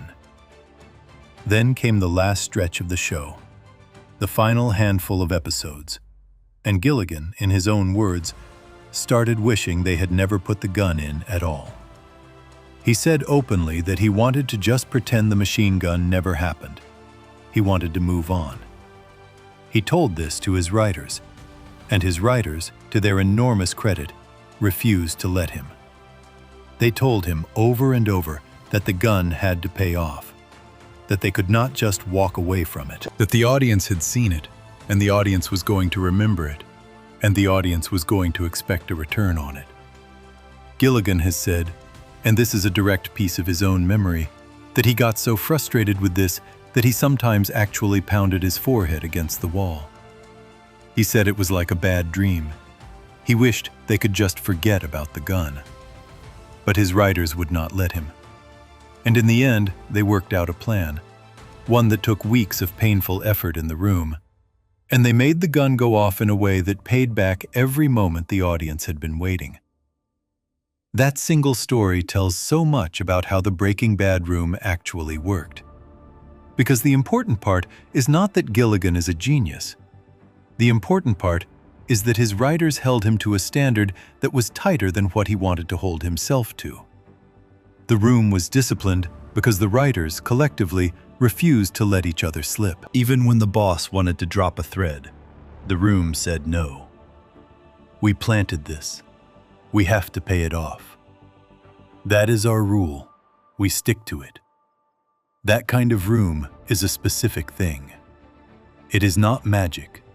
It is not luck. It is not some secret power.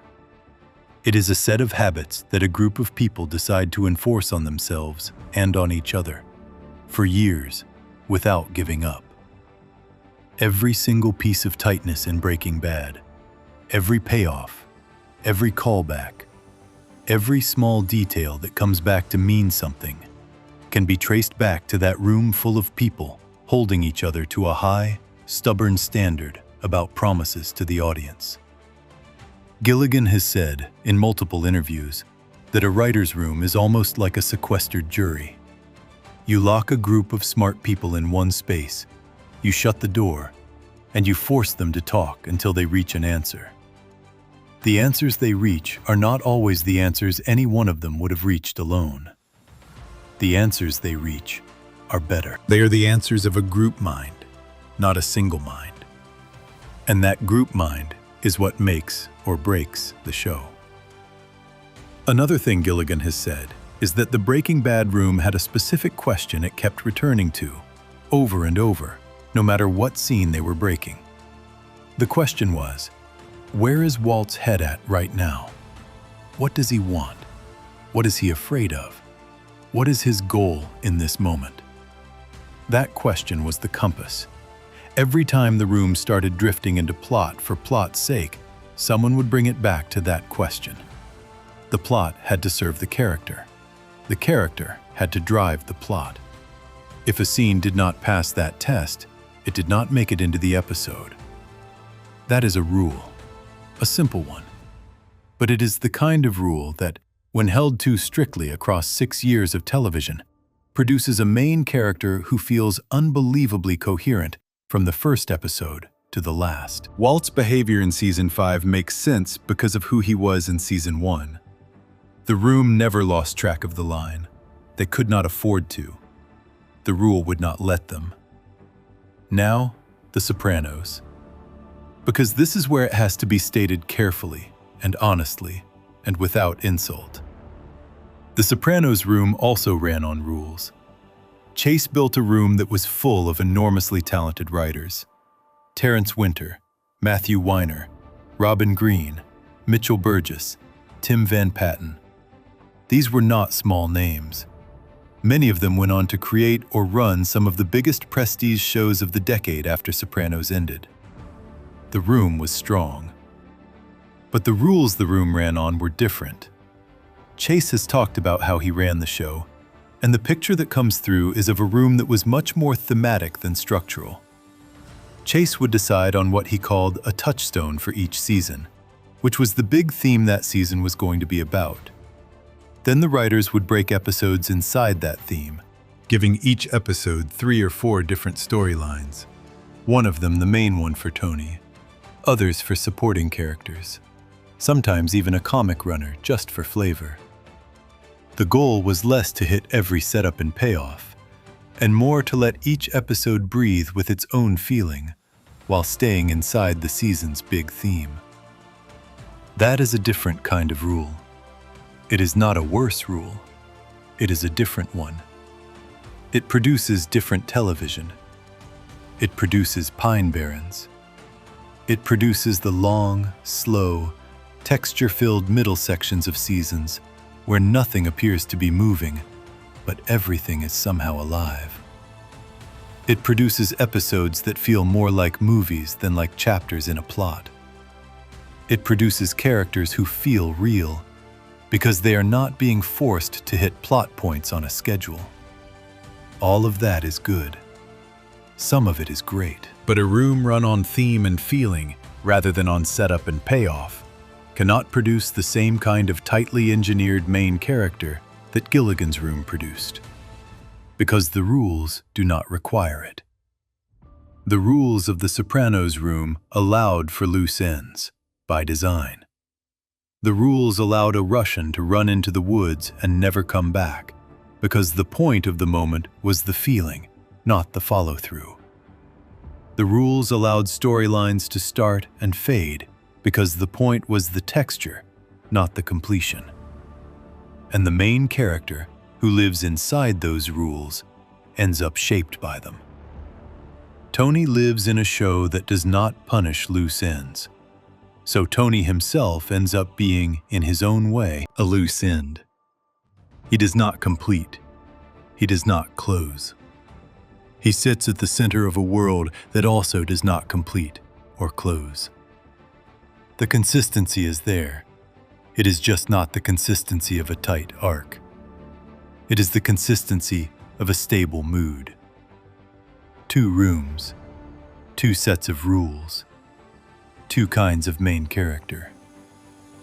This is the part where the question about which is better written has to stop being about whose room was better and start being about what kind of job each room was asked to do. Gilligan's Room was asked to build a complete character who transforms over 6 years and then ends. They were asked to do the hardest version of the job. They used the most disciplined set of rules they could enforce on themselves. They did the job. The character came out clean. Chase's room was asked to build a world where a character could be explored from many angles, inside a theme, without ever needing to finish. They were asked to do a different version of the job. They used a looser set of rules. They did their job too. The character came out textured and real, but not fully closed. If the question were, whose room was more talented, the answer would be, both rooms were made of world-class writers. If the question were, whose room made more beautiful individual episodes, the answer might be The Sopranos, depending on the viewer. But if the question is, whose room delivered a more tightly engineered main character, the answer is Gilligan's. Not because his writers were better people, because his rules were tighter, because the job they were asked to do was tighter, because a machine gun promise in Season 5 had to be paid back in Season 5, even if the head of the room wanted to pretend it never happened. There is one more small thing worth saying before moving on, because it is the kind of thing that gets missed in most conversations about these two shows. A tightly engineered character, the kind Gilligan's Room built, is actually rarer than most people realize. Television history is full of great main characters who are not tightly engineered. Don Draper, Logan Roy, Omar Little, Tony Soprano.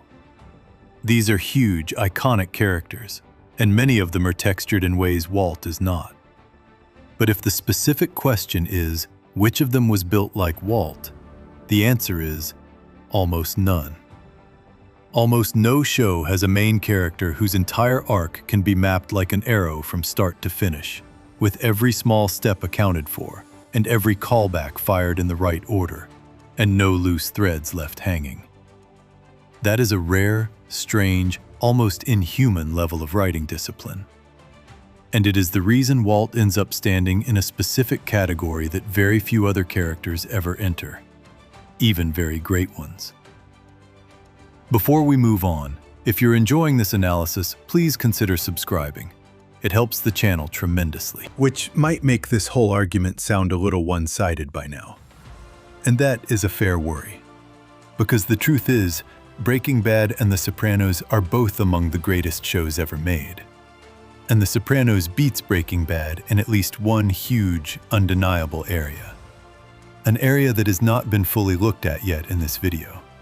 An area where Chase's looser rules actually produced something Gilligan's tighter rules could not. Before any final claim about who is better written can be made honestly, that side of the comparison has to be faced directly. And it is the side where Chase genuinely wins. Section 9. The supporting cast counterargument.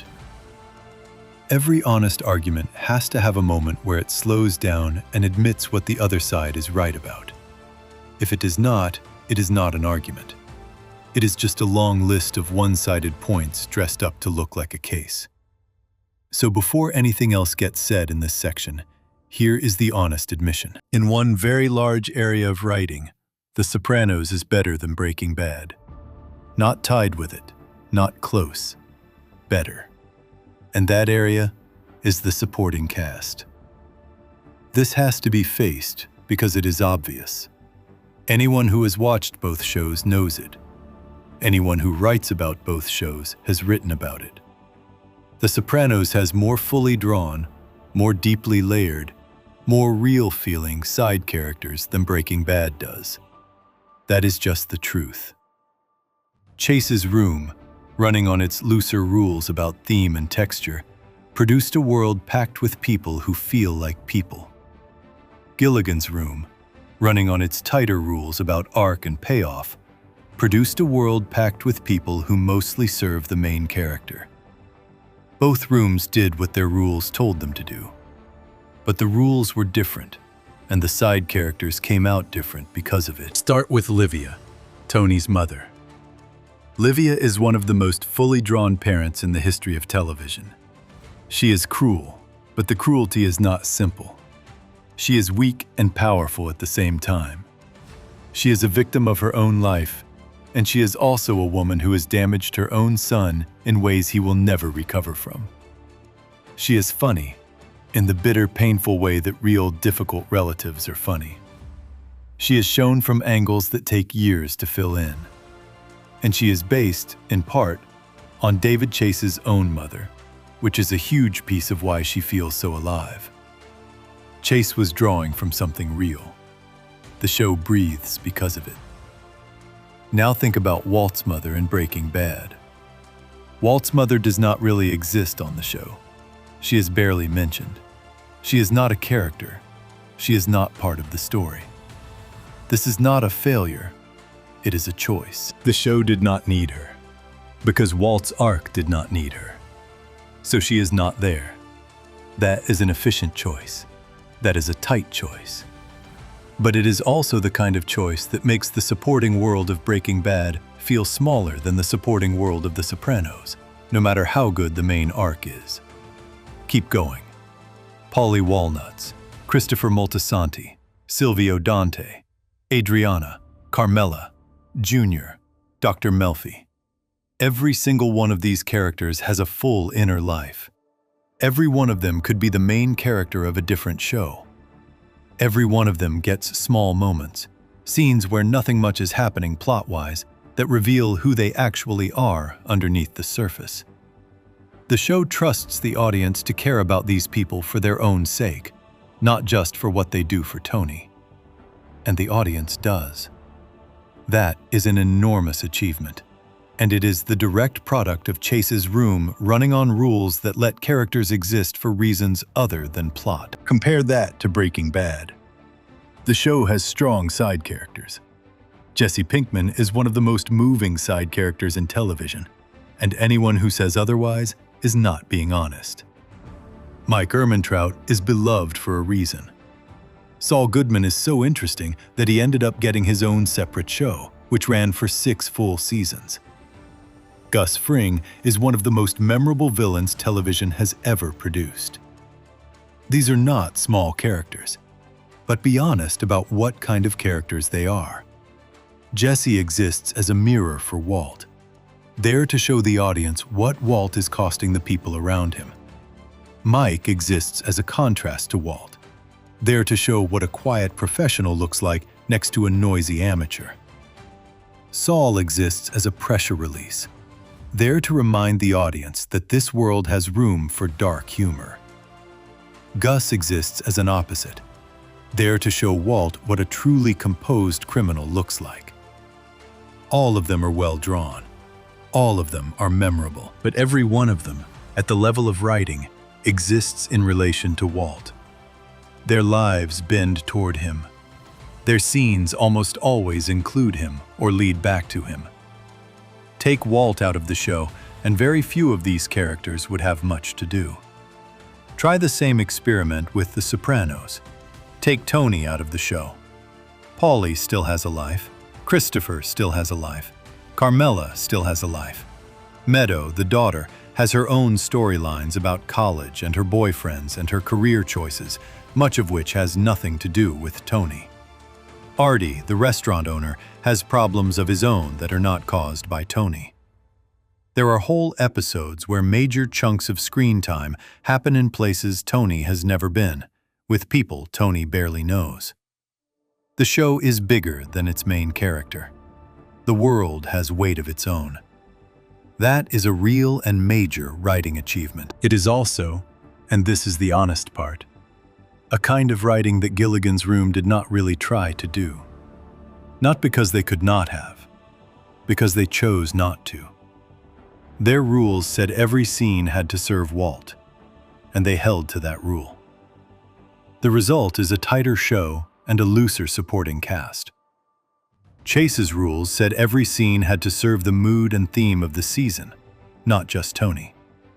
The result is a looser show and a deeper supporting cast. Now, a fair question. If The Sopranos has the better supporting cast, does that mean it is the better written show overall? Maybe. Honestly, depending on how a person measures it, maybe it is.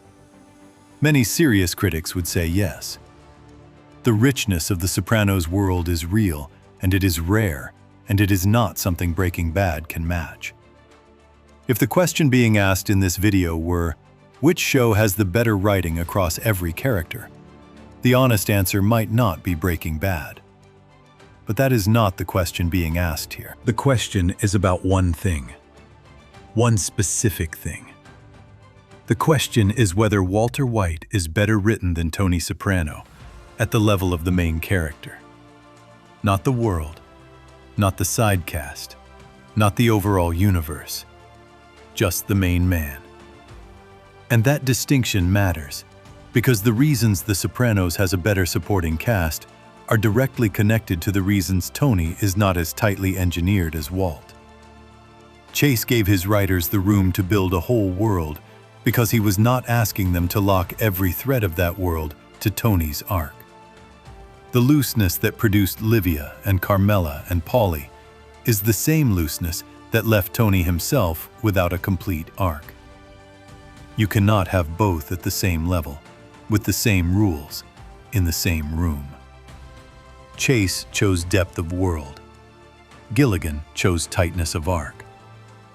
They were choices. Each one cost something.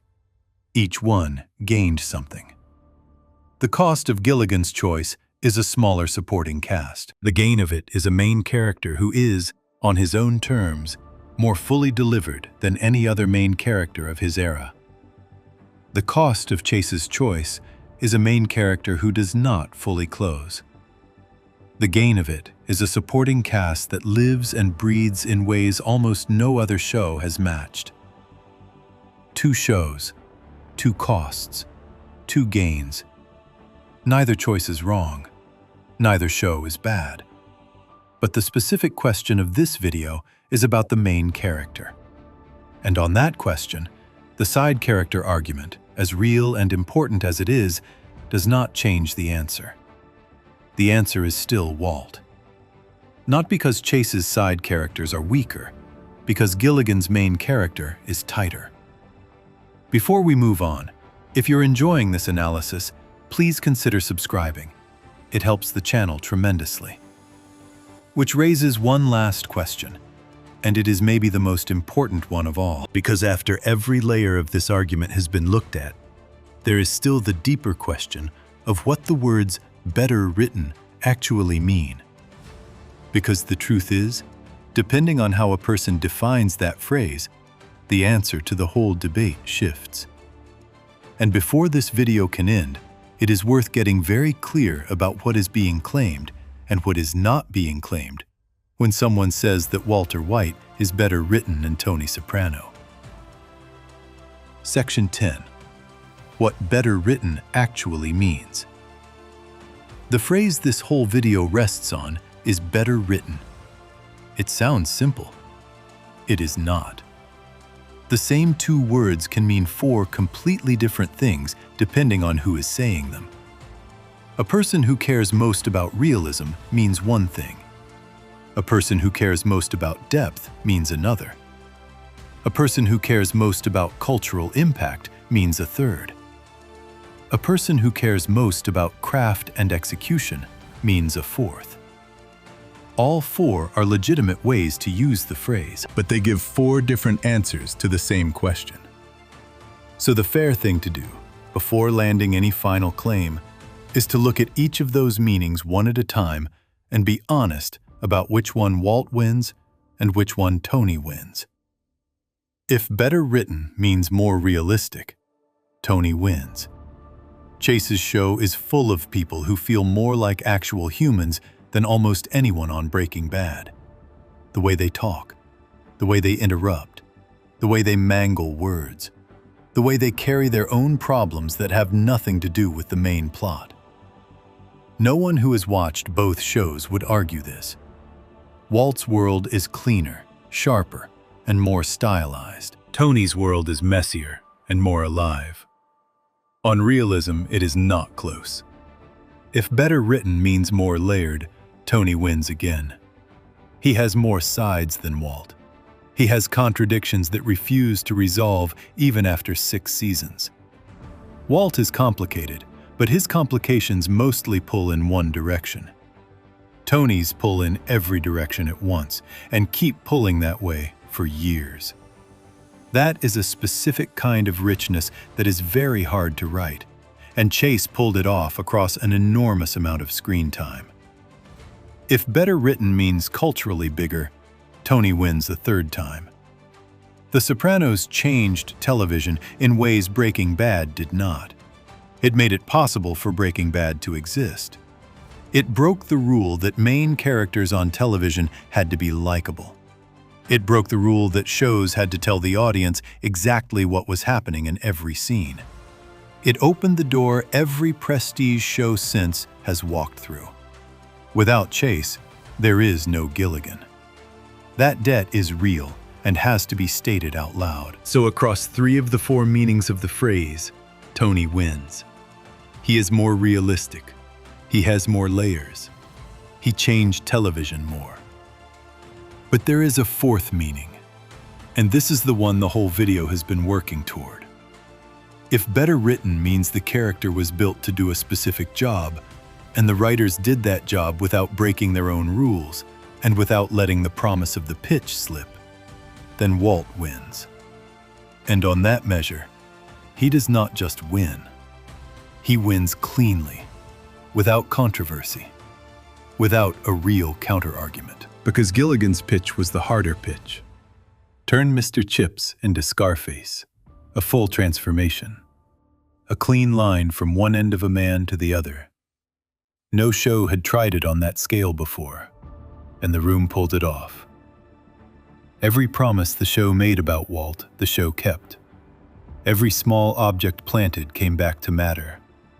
The ricin, the lily of the valley, the machine gun. Even when Gilligan himself wanted to walk away from a promise, his writers held him to it. That is tight writing. Tight in the way a good machine is tight. No loose parts, no pieces that stop mattering halfway through. Chase's pitch was a different pitch. A mobster in therapy with a difficult mother. A situation, not a trajectory. The room ran on looser rules because the pitch did not require tight ones. That looseness produced Livia, Paulie, Christopher, Carmela, Melfi, a whole world of people who live off-screen as fully as they live on it. That is an achievement. It is just not the same kind of achievement. It is the achievement of texture, not architecture. Walt has architecture. Every beat of his arc connects to every other beat. The lie he tells in the pilot about why he is cooking meth is the lie he finally drops in the final episode, when he tells Skylar he did it for himself. The chemistry lesson about change in the first 10 minutes of the show is the change that runs through every season that follows. The man in the pilot and the man in the finale are the same person, and a different person at the same time. That is the shape of a corruption arc, delivered cleanly across 62 episodes, without a single step that does not feel earned. Tony does not have that shape. He has depth instead. Depth is not worse than shape. It is just different. A portrait is not worse than a story arc. A mood is not worse than a trajectory. But the specific skill this video is measuring, the skill of building a character with a shape and delivering that shape completely, is the skill Gilligan's room had to excel at, and Chase's room did not have to worry about in the same way. So the final claim is this: Tony Soprano is a richer human being on screen than Walter White. Tony's world is deeper. Tony's supporting cast is stronger. Tony's show changed television more than Walt's show did. On almost every measure a person could reach for, Tony has the edge. But on the one measure this video has been about, the measure of whether a character was built with a shape and delivered on that shape without letting any piece slip, Walt wins. Because Walt is a finished piece of work. Tony is a man being observed. Both are great. One is more complete. And more complete is what better written means, when the phrase is defined narrowly and honestly. None of this means Tony is a lesser character. None of this means The Sopranos is a lesser show. None of this means Chase is a lesser writer. It means two things can both be great, while one of them is, by a specific and narrow measure, tighter than the other. Walt is tighter. That is the whole claim. That is all the claim has ever been. And maybe the most honest way to end this is to admit something plainly. Chase was trying to do something harder in life terms. He was trying to say something true about people who do not change. Gilligan was trying to do something harder in craft terms. He was trying to build a machine that delivered a complete transformation across 6 years of television without a single visible seam. Both kinds of harder are real. They are just different.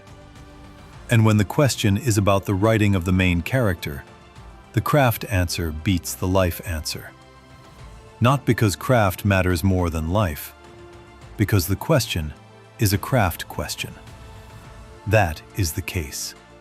That is where the case rests. Walter White is better written than Tony Soprano because Breaking Bad was built as a promise that had to be kept, and the show kept it. The Sopranos was built as a world that did not need to close, and the show did not close it. Both choices were right for what each show was trying to be, but one produced a character who is, by the narrow and fair measure of craft, more fully delivered than the other. That character is Walt. And the more someone learns about how the two shows were actually made, the harder that claim becomes to argue with. If you enjoyed this video, make sure to subscribe. Thanks for watching, and I'll see you in the next one.